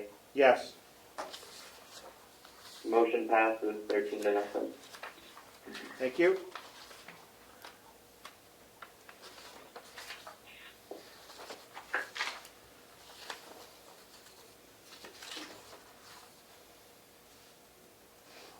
Do we have a motion to reconsider the convention budget? So moved. Thank you, Representative Second. Umberger. And a second? I didn't catch who that was. Representative Cordell. Thank you. The postage, the envelopes that everybody has been receiving in the mail have exceeded our allotment, so I would like to take $300 out of travel and move it into postage. Second, make the move. Thank you. Oh, actually, Point of order, Mr. Chairman. yeah, we need to vote on the reconsideration first. Just wanted to give you a reason why. That's my point of order. Thank you. 9370 account. Yes, page 12. Clerk, call the roll on the reconsideration. Representative Marsh, Yes. Representative Shays votes yes. Representative Cordelli, Yes. Representative Crawford, Yes. Representative Nelson, Yes. Representative Kennard, Yes. Representative Burrows, Yes. Representative McDonald, Yes. Representative Woodcock, Yes. Representative Umberger, Yes. Representative McAleer, Yes. Representative Smith, Yes. Chairman Avalani. Yes. Motion passes 13-0. Thank you. Okay, if I might, I will make a motion to move $300 from line .70 into .38. Thank you, Representative Baumberger. Do we have a second? Second. I'll second. Thank you. Any questions? Discussion? Clerk, call the roll. Representative Marsh, Yes. Representative Shays votes yes. Representative Cordelli, Yes. Representative Crawford, Yes. Representative Nelson, Yes. Representative Kennard, Yes. Representative Burrows, Yes. Representative McDonald, Yes. Representative Woodcock, Yes. Representative Umberger, Yes. Representative McAleer, Yes. Representative Smith, Yes. Chairman Avalani. Yes. Motion passes 13-0. Thank you. Representative Marsh, would you take over for a few minutes? I need to make sure that our notice in the calendar is correct before I send it out. Representative DeShays, I will tag you on that email as well. Yes, I believe you want me to go to the capital expenditure section next. Please, we have a couple left. One is the, we had a question on the $25,000 for the annex. Would you lead that discussion, please? Yes, okay. Thank you. Can someone remind me the section number so I can find it on my sheet here? Page 13. Never mind, 9,400. I already found it, yeah. I'm quicker than I thought. All right, we've approved a number of lines in this section. We have not approved all of them, and then we need to approve the bottom line. And the question is at line 098, the annex for which the commissioners proposed $25,000. And at the last meeting, we wondered what they intended to do with the money. Mr. Chairman, can I just make a statement? Please? It's not really a statement. I have to sign off to go attend a preparation for tonight's town meeting. I'm very happy not to have my town meeting tonight, so yeah, good luck with it. Thank you. Mine isn't until the 20th. Okay, thank you. Very good. Is there anyone from the commissioners who wishes to speak to the requested expenditure of $25,000? I would be happy to. Commissioner Thank McCarthy? you. We asked to put this in there. It's really for, as you know, the county's getting bigger and bigger. We have a very, no office space. We have an investigator who has been put in the custodian's closet for his office. We have two other people in the county attorney's office who do not have offices as yet. We would like to see if there's any way we could have the main part of the annex and do some remodeling, make some offices in there, move the whole administrative offices over there, leaving the county attorney to have the whole upstairs, and the sheriff's department to have the whole downstairs, along with the registry of deeds. Obviously, the county attorney's office is not going to slow down, it's going to grow. The sheriff's department also is going to grow, along with the county. And I think that that building is just sitting over there deteriorating. I'm not asking for the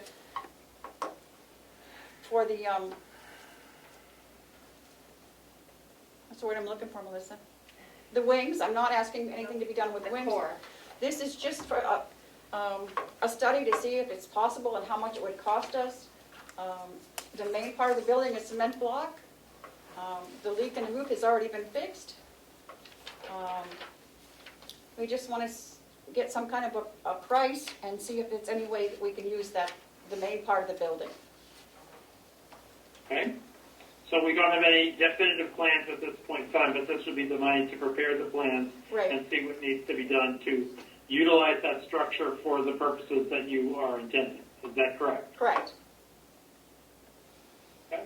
Do we have any other questions from the delegation? I have a question. Representative Burrows. Just curious, was there any discussion of any other potential uses for the space and the building? They're talking about the wings possibly being something else. We have a committee, so if we can get this money to start doing that, we can, take a look at some other options down the road. And Bob can Representative speak to it Woodcock, also. followed by Representative Cordelli. Thank you, Mr. Chairman. Commissioner, just a question. If we only look at the small park administration, we have the entire building there, or we put the administration over there, isn't that going to prohibit us doing anything else with the rest of the building, having the wrong group of people in the wrong place? I mean, that's all. If we're going to do a study of what we can do with that, and then figure out what's the best option, we put $25,000 in to move the offices over there. That sort of negates anything else we can do in that building. We also have, the maintenance department is already over there. Bob has his, quite a bit of space over there that he needs to keep having. We'd like to move IT over there. Right now, he's in the vault in a cage, a wire cage is where he works, so he can have his equipment locked. And I think it would be very short-sighted of the delegation not to look at this. But further down the road, we're not asking for much, just to see what the feasibility is of doing something like that. Like I say, the county's not going to grow smaller. It's only going to get bigger, at least with the sheriff's office and the county attorney, I believe. We would like to set up... Representative Cordelli. Thank you. I'm confused. It seems to me last year there was an architect brought in at no charge, and then a contractor brought in at no charge to look at this very thing. So I'm wondering what those people in fact did. I thought that there were plans produced or some kind of diagram produced.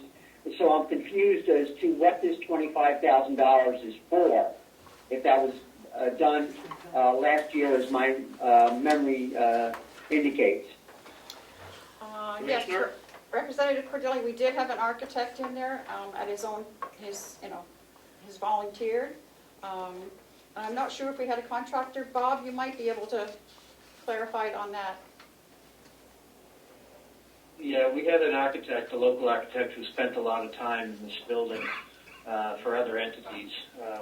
He had the familiarity with the building, so it was easy for him to put something together for us.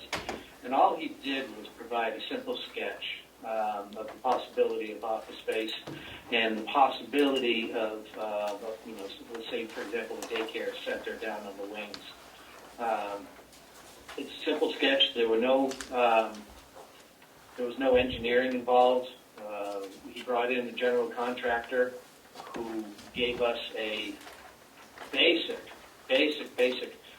square foot cost estimate of what it would cost to do the whole thing. But if we're not doing the whole thing, we need to, and if we're going to move forward, we need to specify to an architect what we're going to do, what our needs are, and then a formal set of plans and specifications need to be brought forward to the delegation.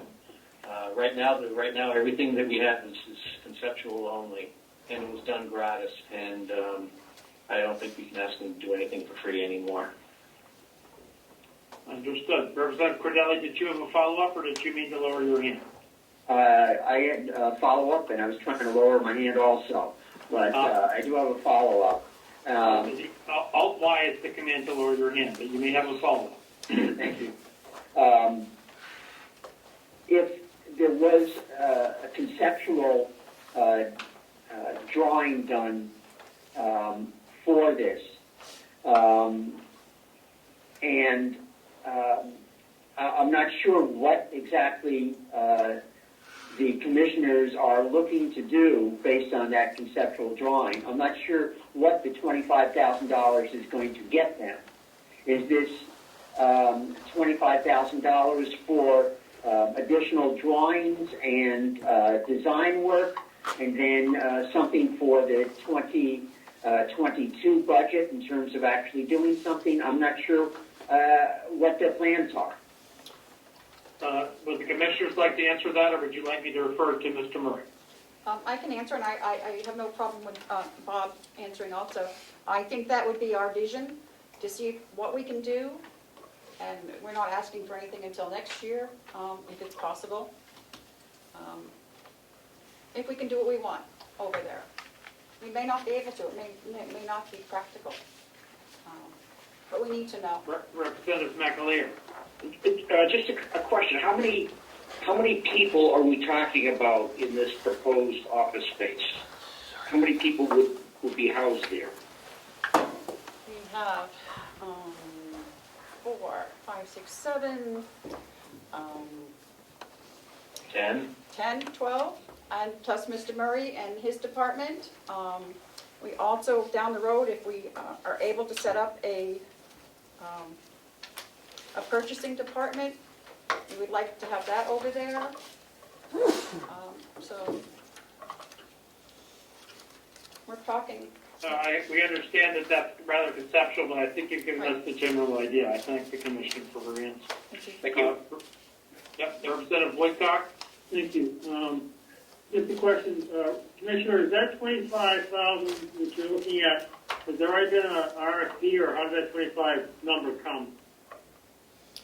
I believe we got the 25 from Mr. Murray. He thought, the contractor said if we put 25 in, it would be enough to get started with. Am I correct, Bob? Well, that $25,000 was a number that Commissioner Bevard had suggested would be adequate to do what we needed to do to provide a set of drawings and do some basic engineering, something presentable to the delegation. She suggested that, I agreed with it, and that's where the number came from. There's really not a lot of science behind it, but we need to start somewhere, and I'm under the opinion that if we're going to do this, we need to do it right. We need to have the vision, we need to have plans, we need to have engineering done. It needs to be done right. Well, at this point in time, it would be appropriate to have a motion on the floor to either approve the $25,000 number or to approve a different number. So at this point in time, I'm looking to see if someone wants to make a motion.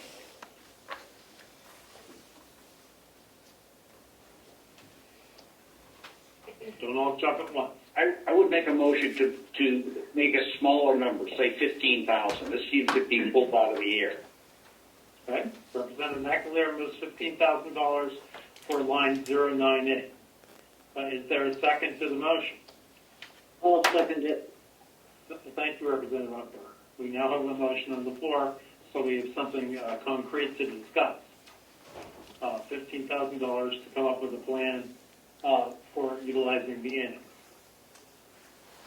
Is there further discussion on the motion? Just a question, Representative Woodcock. Representative Marsh, in your analysis has been, this plan is not to utilize the annex. This plan is strictly to develop some additional office space. I was just reading the label on the line item that said annex, but you're right. That was what the commissioner actually said to us. Thank you. Representative Nelson. I think my answer, my question was answered. Thank you. Representative Burrows, you have an interesting hand. Oh, I don't think that was intended as a hand. She's muted. Yeah, Representative Crawford and then Representative Burrows, so I think it's gotten her mute button fixed. I fixed it. Are you ready for me? Go ahead. Okay. I actually agree with Representative McLear. I feel like the number's been pulled out of a hat, and I'm not comfortable approving something that I really don't know what it's going to be used for. And we said 25,000, now we have a motion for 15, so I don't really know. I can't vote for something I don't really understand what we're going to do. Understood. Representative Crawford. Thank you, Mr. Chair. Could you tell me, did you say it was line 098? Yes. It's on page 13 of 17 at the very top. Okay. Thank you.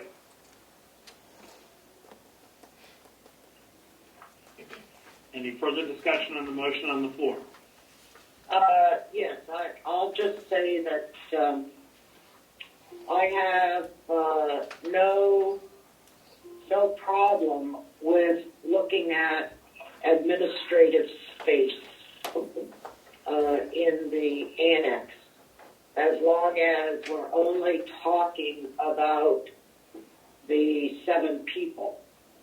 But the concern, I guess, that I have is that this is only part of it.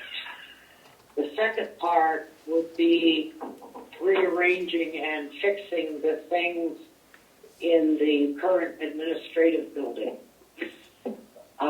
So when we're talking about this, we need to realize that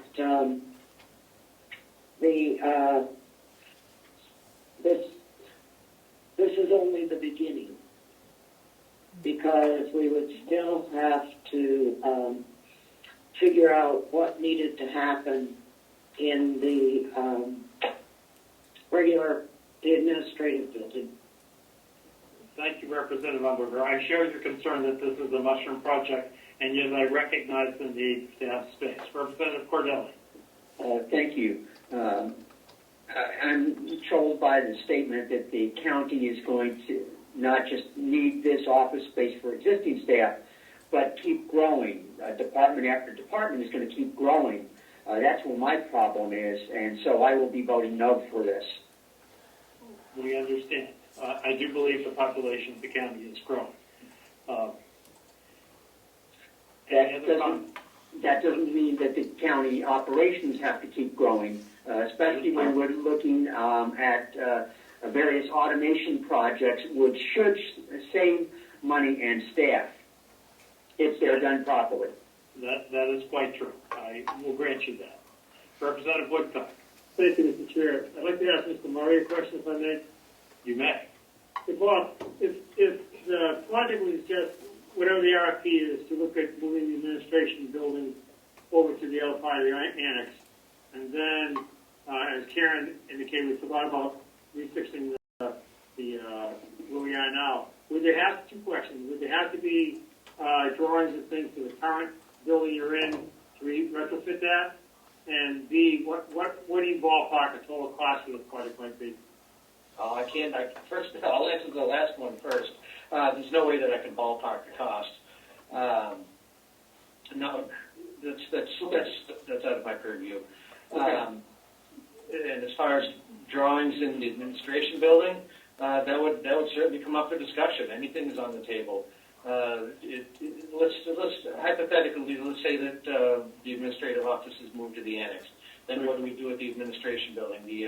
The county attorney may have her own set of plans. She may want to do things that are different.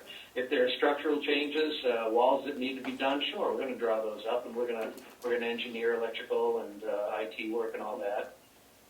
Okay, Yeah. so, well, you may follow up. And I'm done with this. I'm at Bob Snyder. Yeah, okay, thank you. So really, this is a overwhelming project. It's not a so small piecemeal. There's a lot of interchange of parts. I sort of find myself surprisingly agreeing with Representative Cordelli that it doesn't seem to be a big picture here of where we're going. You're absolutely right, but we have to start somewhere. And in order to start somewhere, we have to come up with a vision and see where it goes. Unless somebody can come to the table and give a complete vision and see, 20 years into the future, and we can nail it down and we can plan accordingly, boy, that's one hell of a crystal ball. Good luck with that. I was thinking more, the commission could come to the table with these are the needs, and they can figure out how to get there. We just did. Thank you. Yep, the chair would like to ask the commissioners a question as to whether the current motion for $15,000 would be sufficient for you to come up with something deliverable to the delegation so that then you could request what you really want to have done in the long run, which sounds like a much bigger project. Would you like to answer that? Sure, may I? You may. You may. I believe that we'd rather have something than nothing at this point. I mean, we have a situation where departments are kind of on top of each other. And as you know, when you come to the delegation room, we're basically sharing a hallway with, what is it, the witness? Victim witness advocate. Yeah, the victim witness advocate. So we have people publicly coming and going that in one office that really there should be separation there for the protection of victims and witnesses. And yet we're all kind of on top of each other. As you know, the county attorney does not have enough space, would like to take over half of the delegation room, in fact. So, She can't house all of her people. say again? She can't house all of her people. She cannot house all of her people, and I don't think we're in a position to chop this room in half and put a couple of those people in here. So we have to do something. We're all sharing offices downstairs. When the commissioners are all sharing one office. We have staff that's currently not working in the building. When they come back, they're going to need to share office space with others. So there really is a problem here. We need to address this going forward. And, as much as we'd like to keep the county staff from growing, I think we have some departments that are growing, and they're not going to stop. Yeah, they're not going to stop. And as you know, you're approving some of the growth. So I think we need to do this, and the $15,000 is a better start than nothing. So I think in our discussion this morning, though, we talked about some of this space could be ready this year if we can do this project with the $15,000. We could possibly go forward this year and open up some of those offices and start using them. So this, this is not something off in the future. This is something that could happen timely in the next 6 months, and then we could solve some of the immediate crisis, and then go forward and address some of the other issues. So, does that Let me help? rephrase the question. Is the $15,000 sufficient to give the delegation deliverable as to what you might want ultimately, and to allow you to do something temporary to take the pressure off the administration budget? Bob, what do you think? I hope so. We'd rather see the 25. I mean, we'll work with what you give us, but we'd rather see the 25.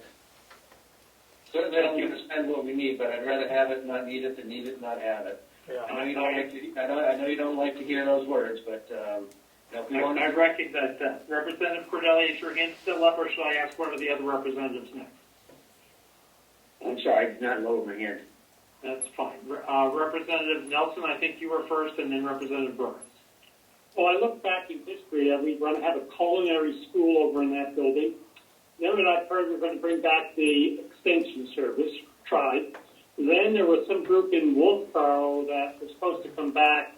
There was an issue with that, I don't know what group. Then I've heard preschool. I've heard all sorts of these things that they would like to do. Then we had some vegetable canning operation. I think we need to know what's really going to happen before we start chopping up space. I think the idea of doing something there is great, as long as we've eliminated all these other things. Very good. Representative Burrows.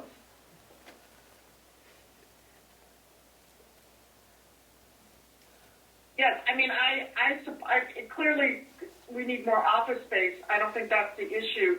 But again, I am still not clear what the deliverable is, either for 15,000 or 25,000. And if I knew that, I could vote for it. So I just want to say I am supportive of needing more office space and how we do that. But I just don't feel like there's a plan in play to get there.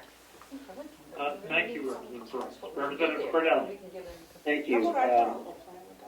I go back to what was done last year with the architect and the contract. I don't know what purpose that served, if any. Representative McDonald, what's your hand up? Yes, it is, sir. I've got a question for You may go next. Thank you. I have a question for the chairman of the commission. If we don't give you any money, you're not going to be able to do any of the studies or figure out what you're going to do with the building as far as increasing the staff or moving the staff wherever. Is that true? Yes. Thank you. Representative Avalani, do I see that you are back? Thank you, Mr. Chairman. I do have a question, if it's okay. It may, unless you would like to take over the chair, in which case I'd be very happy to relinquish it to you. Okay, I will take over the discussion, and the question for Bob is, the systems that are over there right now, were they part of the improvements on the Siemens project? Negative. We changed a few light bulbs out in here as part of the LED project of Siemens, but nothing else is done. Nothing. Thank you. And my follow-up question, Mr. Murray, is do you feel those facilities over there will meet the needs of having people in there on a daily basis? Well, that's going to be part of the design process. I'm going to work very hard to make sure that that is exactly what happens. We need to have fluid travel, but we also have to be able to make sure that we're not stepping on each other's toes and crossing through each other's space. We have a laundry and a maintenance shop over here that could be intrusive, both with noise and dust and whatnot, but we'll try to make sure that that doesn't happen. Thank you. And just to follow Chairman, up, I have a question. Oh, go right ahead, Representative Marsh. Yes, as someone who renovated an old building rather than building a new one when I had an office in Wolfboro, I think I get the idea of what the commissioners are asking for here, because it's sometimes unknown what you're getting into when you get into an old building. But I would like to ask Mr. Murray if he even has a back of the envelope calculation of how much it would cost to provide this much office space if we were to construct a new building, because that's the obvious alternative. The only number I'm going to share with you is the number that the architect last year and the general contractor put together, and that was a soup to nuts. All of the square footage, all of our dreams were put down in the sketch, and he came out at $117 a square foot for roughly 18,000 square feet, Which would be a bottom line total of? somewhere around $2 million for the whole building. I think 25,000 is considerably less than that. Thank you very much. Yeah, but that's why we need to come up with a vision. We need to focus that vision onto a set of plans and have something that we can present to the delegation, something reasonable and presentable. If I might. Representative Umberger. Thank you. I guess I have no problem with just looking at the administrative stuff, moving over there. I do have a problem with doing anything else in that building. I know that it's been 10 years since the nursing home moved out, and we have spent a lot of time in the delegation over, what to do with the wings and what to do with the garden area. And I just think that if we focus on the administrative part of it, looking at the administrative thing, then that I can support. But if we're looking at anything else over there, I cannot support it. Another question, Mr. Chairman. Thank you, Representative Umberger. Commissioner McCarthy had her hand up first, Representative. I just wanted to assure the delegation that at this point in time, I believe that we have no interest in putting in a daycare or a homeless shelter or a place for prisoners to come over. That's all been brought up. Right now, our focus is using the county property for the benefit of the county and for its employees. And maybe later on down the road, if another Board of Commissioners decides to put in a daycare or whatever they want to do, but that's not what I'm pushing for. I just want office space. Thank you, Commissioner McCarthy. Representative Marsh. Yes, thank you, Mr. Chairman. I'd like to ask the commissioners that if we approve the current proposal of $15,000 and they find they need more money to deliver us a better plan, would they not be able to find somewhere in the budget money to transfer into that line to actually get done what they're trying to accomplish?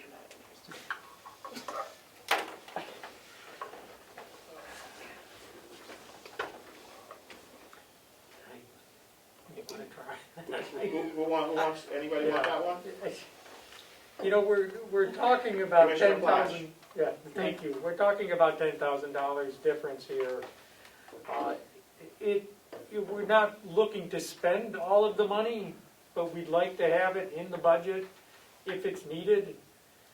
We haven't gone out for an RFP on this, so we don't have a total. We can't give you exactly a description of what we're going to do in there, because we have to get in there and figure it out. We know we have a need. There's talk in the campus here about renting trailers to use as office space because we don't have enough office space for the personnel that we already have. And we don't want to put trailers out in the parking lot for people to work in. That's So $7,000 a month. it's $7,000 a month per trailer, plus the cost of wiring it, bringing in electric, bringing in internet, whatever that is, and equipping it with furniture. So we have a need, and we have a building we could utilize for office space, and that's what we're really looking at doing. As has been said, we're now looking at all these other ideas. I wasn't here for any of those discussions in past years, and it's not something I want to do right now. It's not something we're talking about. So it really is a crucial need that we're trying to address, and this is going to help us get there. And we could open up some of those offices this year and start using them. So now we'd have to come back for more money to do that, but in any case, I hope that helps. Representative Marsh. Yes, I wanted to thank Commissioner Flash for his answer and say that he has persuaded me, and consequently I will vote against the motion to reduce this line by $10,000 so that they have the money to move forward as he just did. Thank you. Any further discussion? Clerk, call the roll. Sorry, but just before we start, it's been a long time. Can we have the motion stated so we know for sure what we're all voting on? Most certainly, Because we've gone all over the place. Most certainly. Representative Deshays, could you verify the motion? Yeah, it's to approve only $15,000 for the .098 line. Thank you. Did the motion include the only statement there, to include only $15,000? That was the motion? Or was it to include $15,000? I think it was only to include $15,000 of their request. I just think it was to reduce it to $15,000. set with the motion?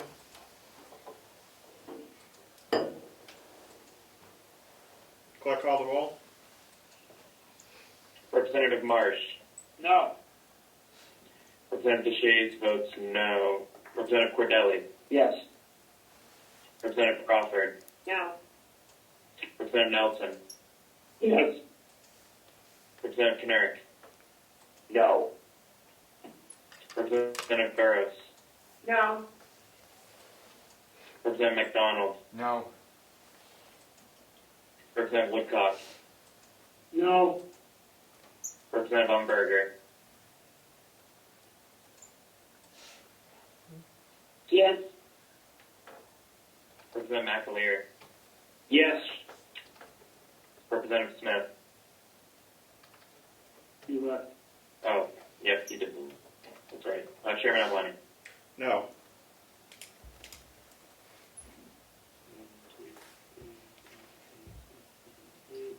The motion fails 8-4. Mr. Chairman, a motion. Representative Marsh. I move that we approve this line 098 in the amount of $25,000. Do we have a second? I'll second. Representative I'll McDonald. second. Representative McDonald was the second. Any further discussion? I believe we discussed it to death. Completely agree. Clerk call the roll quick. Thank you. Representative Marsh. Votes yes. Representative DeShays votes yes. Representative Cordelli. No. Representative Crawford. Yes. Representative Nelson. Yes. Representative Kinnick. Yes. Representative Burrows. No. Representative McDonald. Yes. Representative Woodcock. No. Representative Umberger. Yes. Representative McAleer. No. Representative Smith. Oh, he's not here. Let's do that again. Chairman Avalani. Yes. The motion passes 8-4. Thank you. With that adjustment, the final appropriation is $131,900. Do we have a motion to accept that bottom line? So moved. Thank you. Second? All second. Thank you.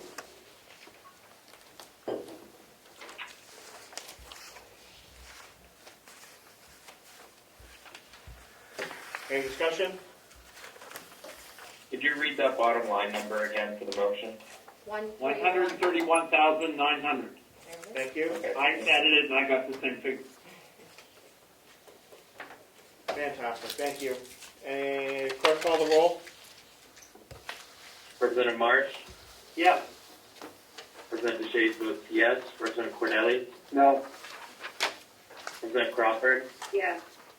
Representative Nelson. Yes. Representative Kinnick. Yes. Representative Burrows.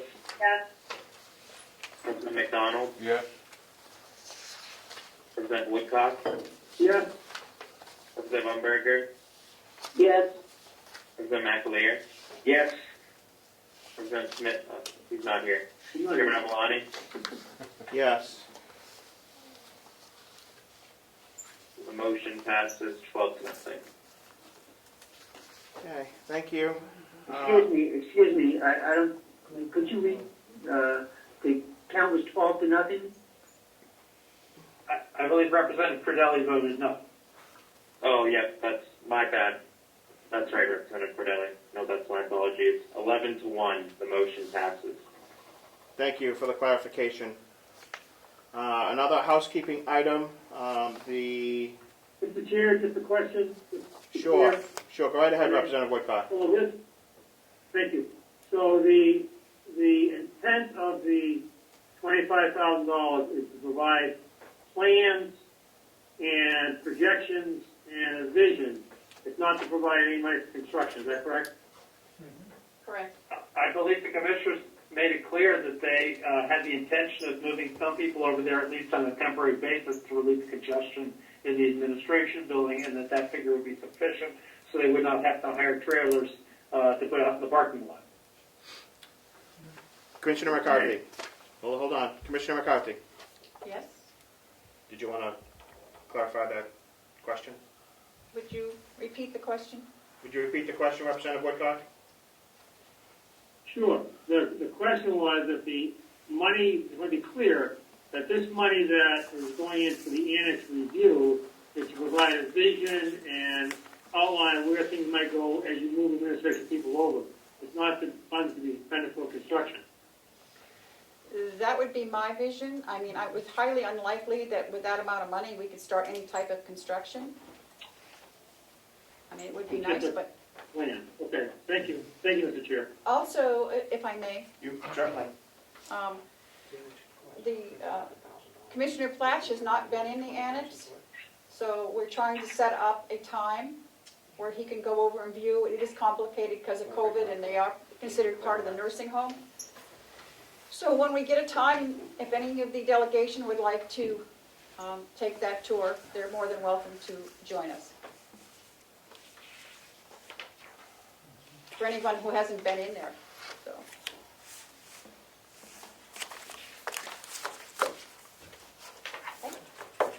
Thank you, Commissioner McCarthy. You're very welcome. Thank you. Thank you all for doing that for us.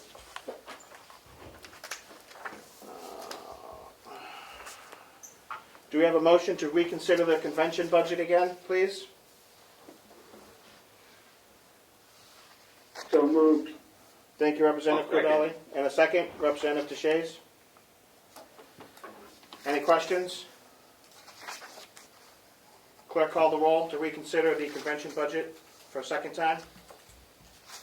Representative Marsh, Yes. Representative Shays votes yes. Representative Cordelli, Yes. Representative Crawford, Yes. Representative Nelson, Yes. Representative Kinner, Yes. Representative Burrows, Yes. Representative McDonald, Yes. Representative Woodcock, Yes. Reconsidering the convention. Representative Umberger, Yes. Representative McAleer, Yes. Chairman Albalani. Yes. Thank you. The motion passes 12 to 0. Thank you. Representative Cordelli. Thank you, Mr. Chairman. I would like to move that $20,000 be added to the convention budget under a line titled Performance Audit Contingency.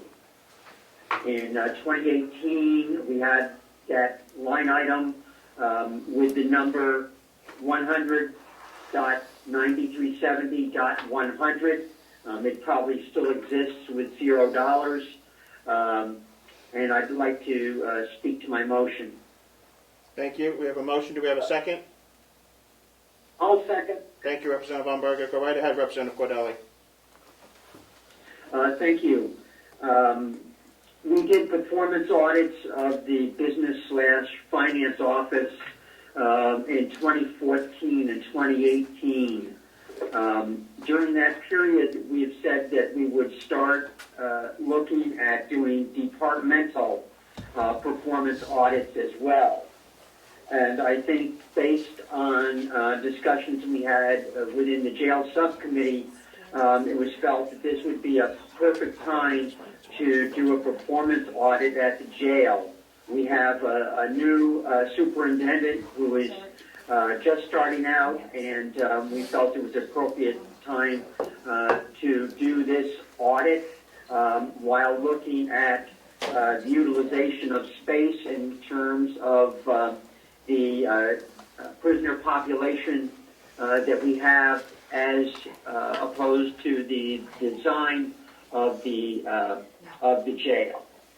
And the reason for the placement in the convention budget, it relates to RSA 24:13, which states that it is the power of the delegation or the convention to provide for a performance audit to be expended only upon approval of the executive committee of the county, and that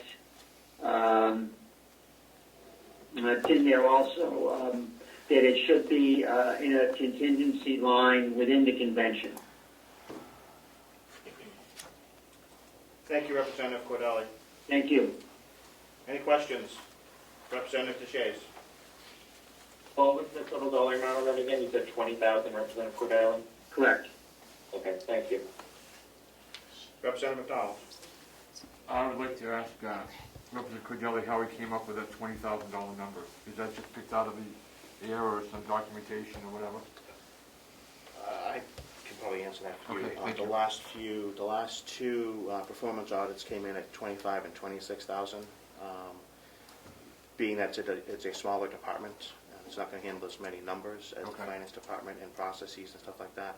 I think 20,000 would be the sufficient number. And if I could just ask one more question? Sure.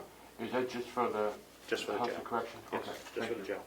It's something that we've talked about the last couple of years to have done, and with the changes that are there and the new items that they're going to be looking at the annex, I think it's the perfect time to have a look at that department. Okay, thank you. Representative Marsh. Mr. Chair, question? Sure. Yes.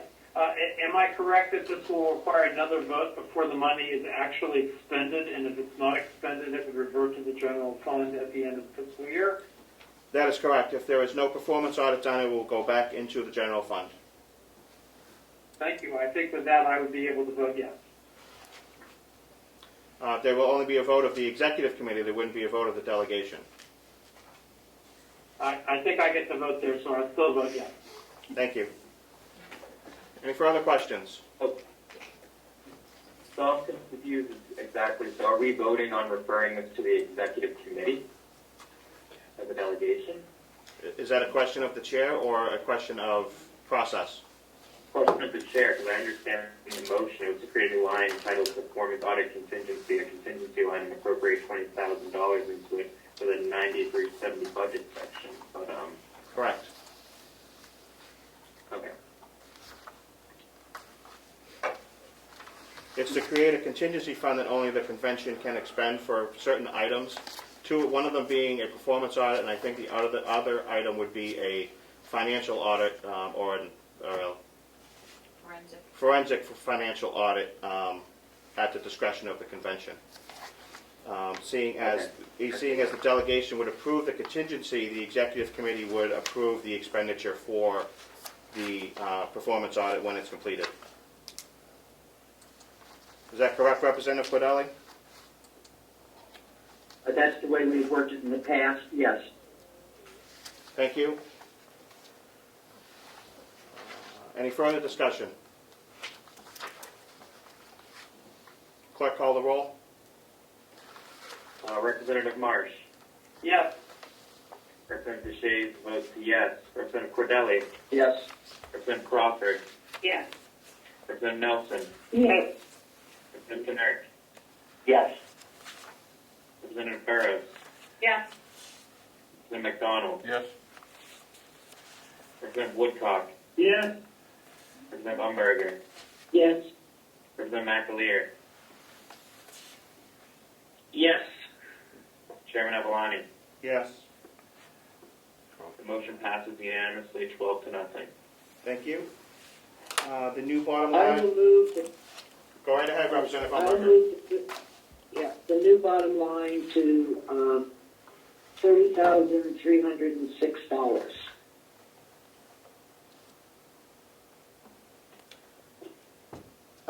Representative Umberger, that would be 27007. Yes.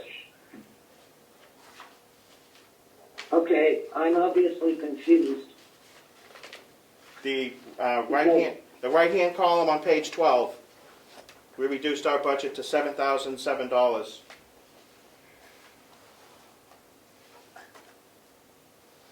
Okay, I'm sorry. 7,000 what? The final number would be 27007.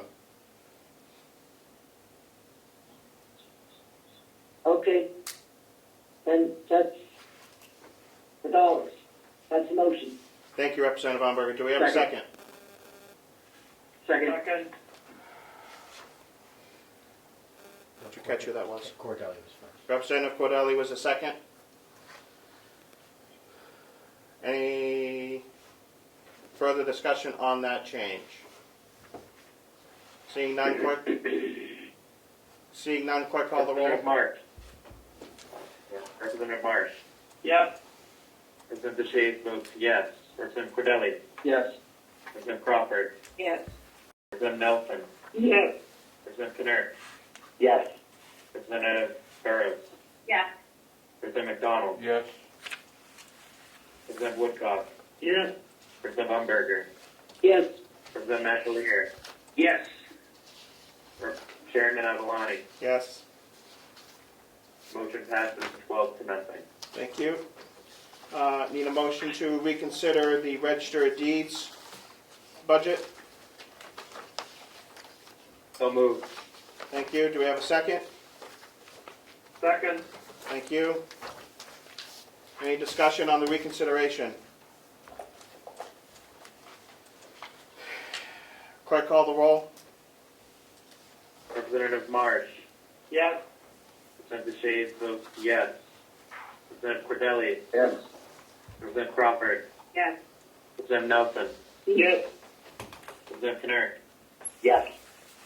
Representative Burrows. Yes. Representative McDonald. Yes. Representative Woodcock. Yes. Representative Umberger. Yes. Representative McAleer. Yes. Representative Smith. Oh, he's not here. I keep messing up. Chairman Avalani. Yes. Motion passes 12-0. Thank you. I recognize the registrar for her budget adjustment. Where should I be? You're fine. I'm just going to move this so they can see you, okay? Okay. Thank you, Chairman. Avalani? You have a request for an increase? I do. So the increase is due to how we are billed for documents that come in through our vendor. It's a per unit price that we pay, $4.05 per docket. And due to the fact that we have such high volume right now, the budget doesn't have enough money to continue for the payments if we continue on as we have so far this year. Last year, we had 16,787 documents that we recorded. So far this year, which is supposedly the quietest time of year in a normal year, last year we had up until the end of February 3,041 dockets. No, 2,053 dockets. This year we have 3,041, which is a 48% increase in dockets. Our income, gross income, is up right now 67%. So 19,000 dockets at 405 is not going to cover if we still continue to increase the way we have this year. And so we'll be shy. And my guesstimate is if we took last year's docket count, 16,787, and we times it by 1.48, which is 48% higher, we come to having 24,844 dockets, which means we're going to be shy about $20,250 in that line item of our account, 024. And in associated costs, meaning microfilm and the cost to record. So it seems like now is an opportune time to account for about $21,000. I think we'll do it. And of course, we will have increased revenue to offset this if this happens, which I expect it to. I don't see the real estate market slowing down anytime in the near future. Any questions for the registrar? Yes, Mr. Chair. Representative Umberger? yes, as long as we've opened up the register deed, I don't have a problem with the area that she's talking about. Can she tell us about the 600,000 that we currently have in there for archival record maintenance when we just agreed to $5 million for that same thing? Representative Umberger, we took that out when we approved her budget the first time. Well, it's still, oh, okay, I thought it was still in there, it's not. All right, thank you. You're welcome. Sorry, That's okay. I Representative Woodcock? can't read these. That's okay. Thank you, Mr. Chair. Yep.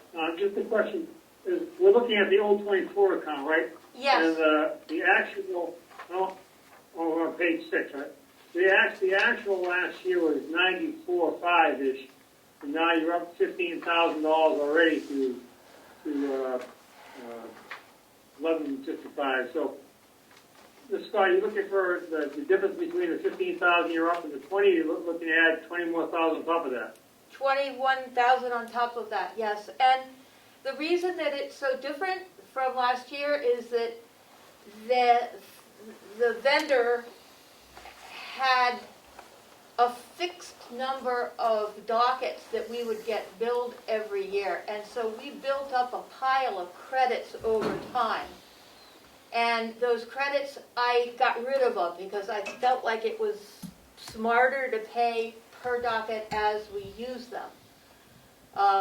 It had been a system that had been in place for years and years. And so last year, I used up those credits that had been billed, so there are no further credits. That's why that expense was so different. Of course, Representative. Yes. Why did this come up in your budget discussion just a week or so ago? I didn't hear that. Could you say that again? Why wasn't this going through in your budget discussion a week or two ago? It was. It was. We did talk about this. It was decided at the time that you'd find the money somewhere else. And Thank you. if this does occur, which I think it will, we will have the income to support paying for these dockets.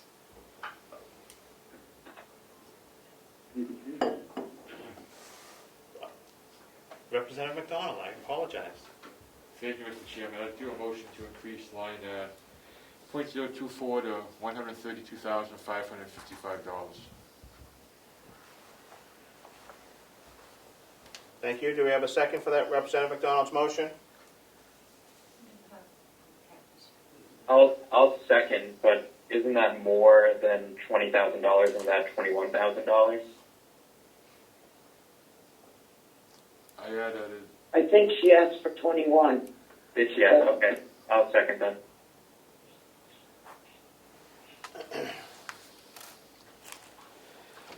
Thank you, Representative McDonald.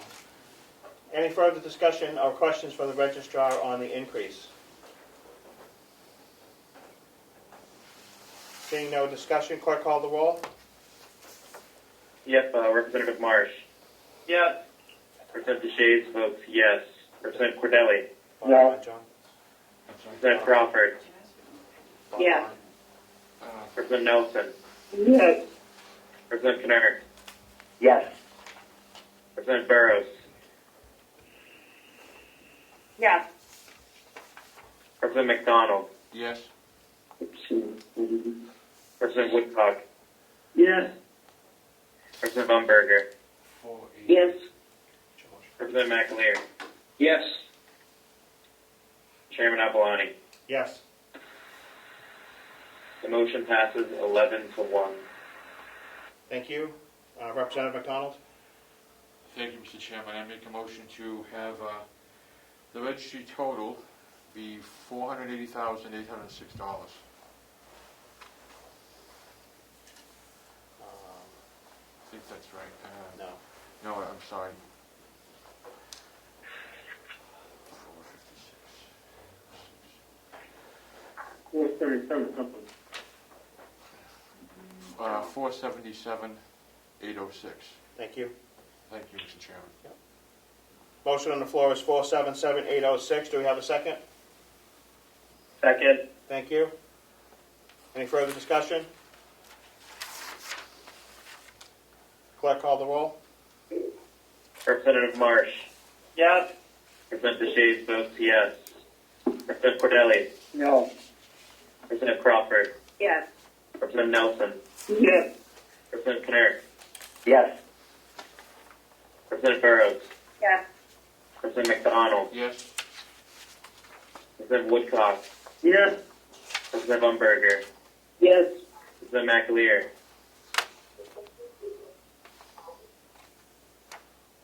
Representative McAleer. Yes. Oh. Chairman Avalani. Yes. Motion passes 11 to 1. Thank you. Thank you, Registrar, for being here with us. Thank you very much. Mr. Chairman, I have to be excused to go to another meeting at 4 o'clock. Of course. Thank you, sir. Thank you for coming, Representative McDonald. It's nice to have company. Any other business to come before the delegation?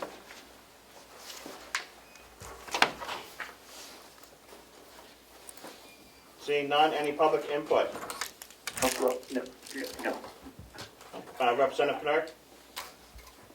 Yeah, sorry, my hand went up just sort of at the end of what you said there. I did have some other business I wanted to bring up. Please. May I? Of course. Okay. I wanted to revisit something we spoke about at the last meeting, and that is the loss of our CFO.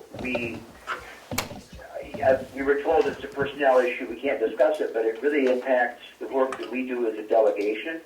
We worked, Representative Cordelli really did a great job of championing this for years to convince us we needed a CFO, and the auditors had suggested it, and we finally came around and we approved it. And the loss of the CFO rapidly is troubling.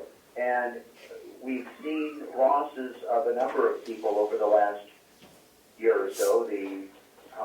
From the corrections superintendent, Ken, Howie, although he moved on to another place. But wondering what is going on, and I think that the delegation does need to know a little bit more about what went on with our CFO when we worked so hard to get one, invested money in bringing a person here, getting them up to speed, and then suddenly losing them. It is a financial impact upon the county, and I'm curious what went on. I'm going to reiterate my answer for the last time, Representative Kinnaird, is that personnel issues, and especially internal personnel issues, are handled by the commissioners. There is a reason for that, is because every employee has the right to privacy, and discussing that in a public meeting would violate that right to privacy. Should we at some point, may I follow up? Of course. Should we at some point go into non-public? It does not have to be today, but at some point go to non-public and see if we can understand a little bit more about this? Seeing as just to reiterate again, we don't have any employees other than the executive coordinator that is under our purview. Discussing employees, even in non-public, would be another violation of their privacy. I don't mean to put off the question, Representative Kinnaird, but I just want to make sure that we're clear that personnel issues do come before the delegation, but they need to be requested by the employee. At that time, it would be in our purview to discuss those matters. Notice, understand now. Thank you. Representative Umberger. Representative Kirk, I think the question that you could ask is, are they looking for a new person? Because that's what I think the delegation needs to focus on, that they don't leave this position open. There's money in the budget for it. We haven't taken it out. And I think that that's the important aspect of this. although I don't disagree with what you said, but I do think that the appropriate question is, are we looking for a replacement? If I may. Of course, Commissioner McCarthy. We have had ads out since March 1st, and we are already receiving applications. So the answer to your question is yes. Thank you. Anyone on the delegation? Thank you. Yep. Representative Woodcock, you had your hand up as well? No, thank you. I assume we covered other business. I was asking what Commissioner McCarthy mentioned last time, that they were going to put out ads. I was just curious if they come to a closing date and where they were in the process. Thank you. Do you have an end date for that application period? I believe it's next week, but if we don't get any, we will leave it open longer. We received several. Thank you. Thank you. So you had it open for 10 days, 7 days? Yep, we've had it open since March 1st. Okay, so it's open. There doesn't seem to be an end date until the position is filled. Thank you, Mr. Chairman. You're welcome. Burrows and Cordova. Representative Burrows?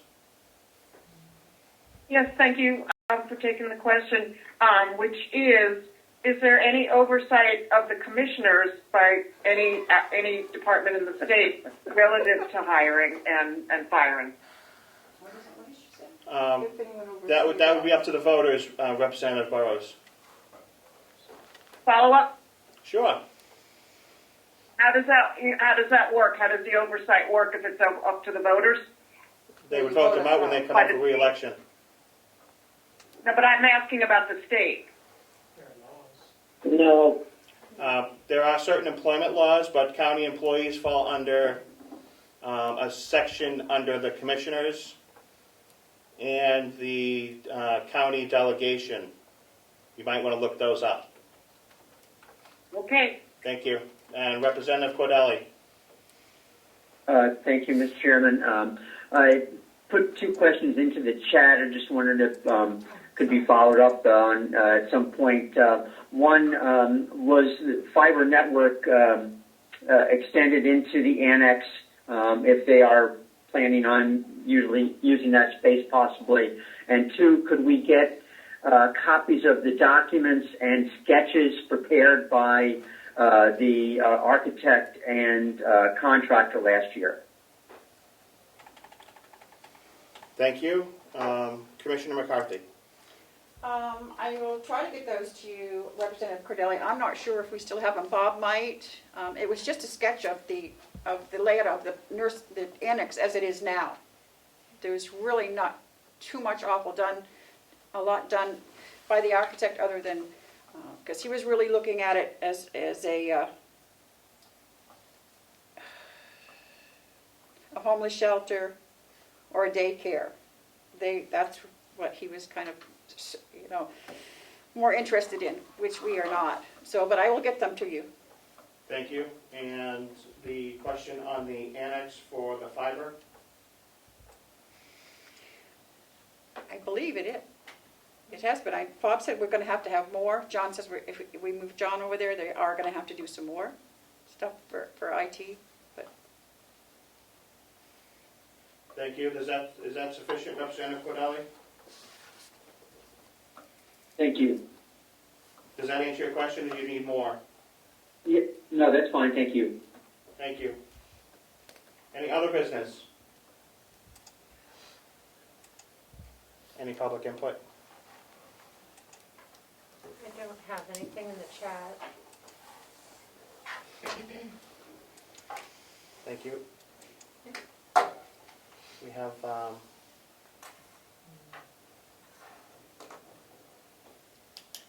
what is left on the budget? I only see a few pockets. DPW? One is DPW. That'll be our next meeting. We have 4,000 in the revenue. Yep. Finance? Finance and the jail revenue is what I have left. Yep. Okay. Did everybody catch that? We have 3 items left, possibly 4 to finish our budget. I've set the public hearing for the 24th of this month for the bond hearings. public hearings. We will finish up the budget at that time after that public hearing has, we've closed that public hearing and voted on that particular topic. Does anybody have a problem with meeting on the 24th? What time? One at a time. Who's first? Representative Woodcock. Thank you. What time, Mr. Chair? 1 o'clock. Thank you. Thank you. Representative Burrows, did you have a question? So I just want to clarify, that's on a Saturday? Wednesday. March 24th is another Wednesday. Okay. Oh, okay, thanks. Thank you. Representative Umberger, did you have a question? No, I got it. 1 o'clock, right? 1 o'clock, yep. Representative McAleer? Did you have a question? No? Okay.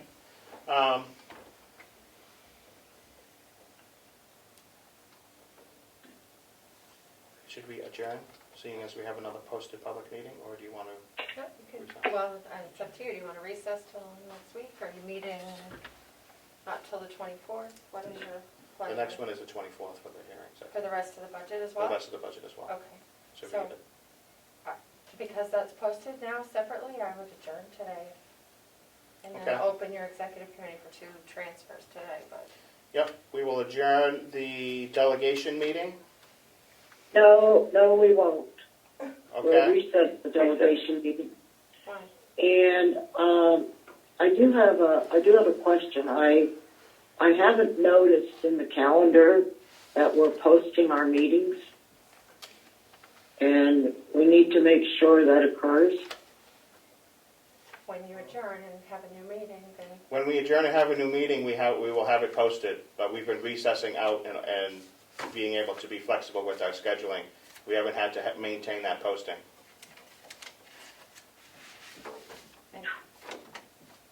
Okay, that was the Paul's call.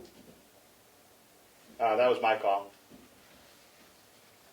Well, I would suggest someone speak to Paul Smith about it, because I am, anyhow. Thank you for your concern, Representative Umberger. I would adjourn to keep it clean. So we'll be adjourning the delegation meeting. We have another meeting set for the 24th, which will be properly noticed, as it is a public hearing as well.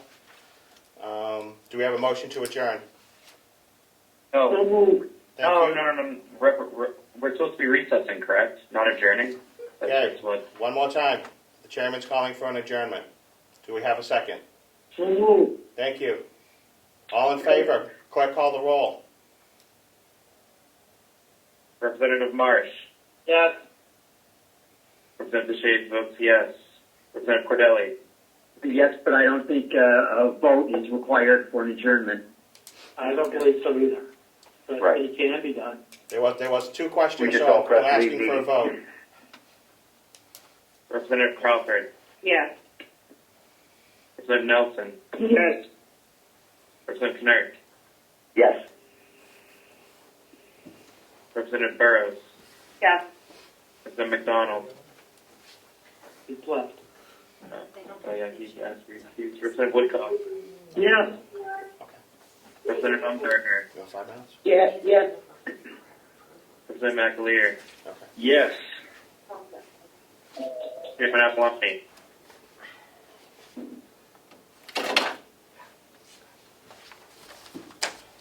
Yes, if you're Chairman. waiting for me. Yes. We are now adjourned. All right. Will the executive committee stay on this line? We have 2 transfers. 354. Will do. Thank you. Bye all. Thank you, Will do. everyone. Bye. I'll be back in 3 seconds. We're waiting for one of the commissioners to return to talk about these expenditures and transfers. Are these from last year or this year? They are cleaning up last year, a couple more of last year's final closeouts, I guess. Okay. They appear to be both informational. They do. They do. I just want to make sure we have them, that we will review them, and I will sign off on them, that they were reviewed.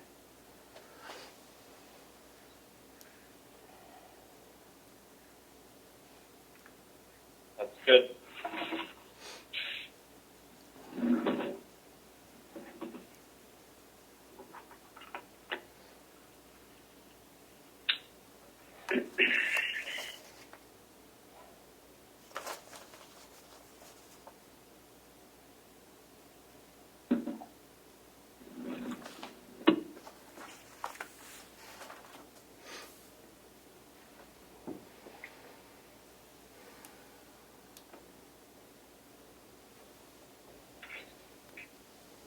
We're just waiting for one of the commissioners to return.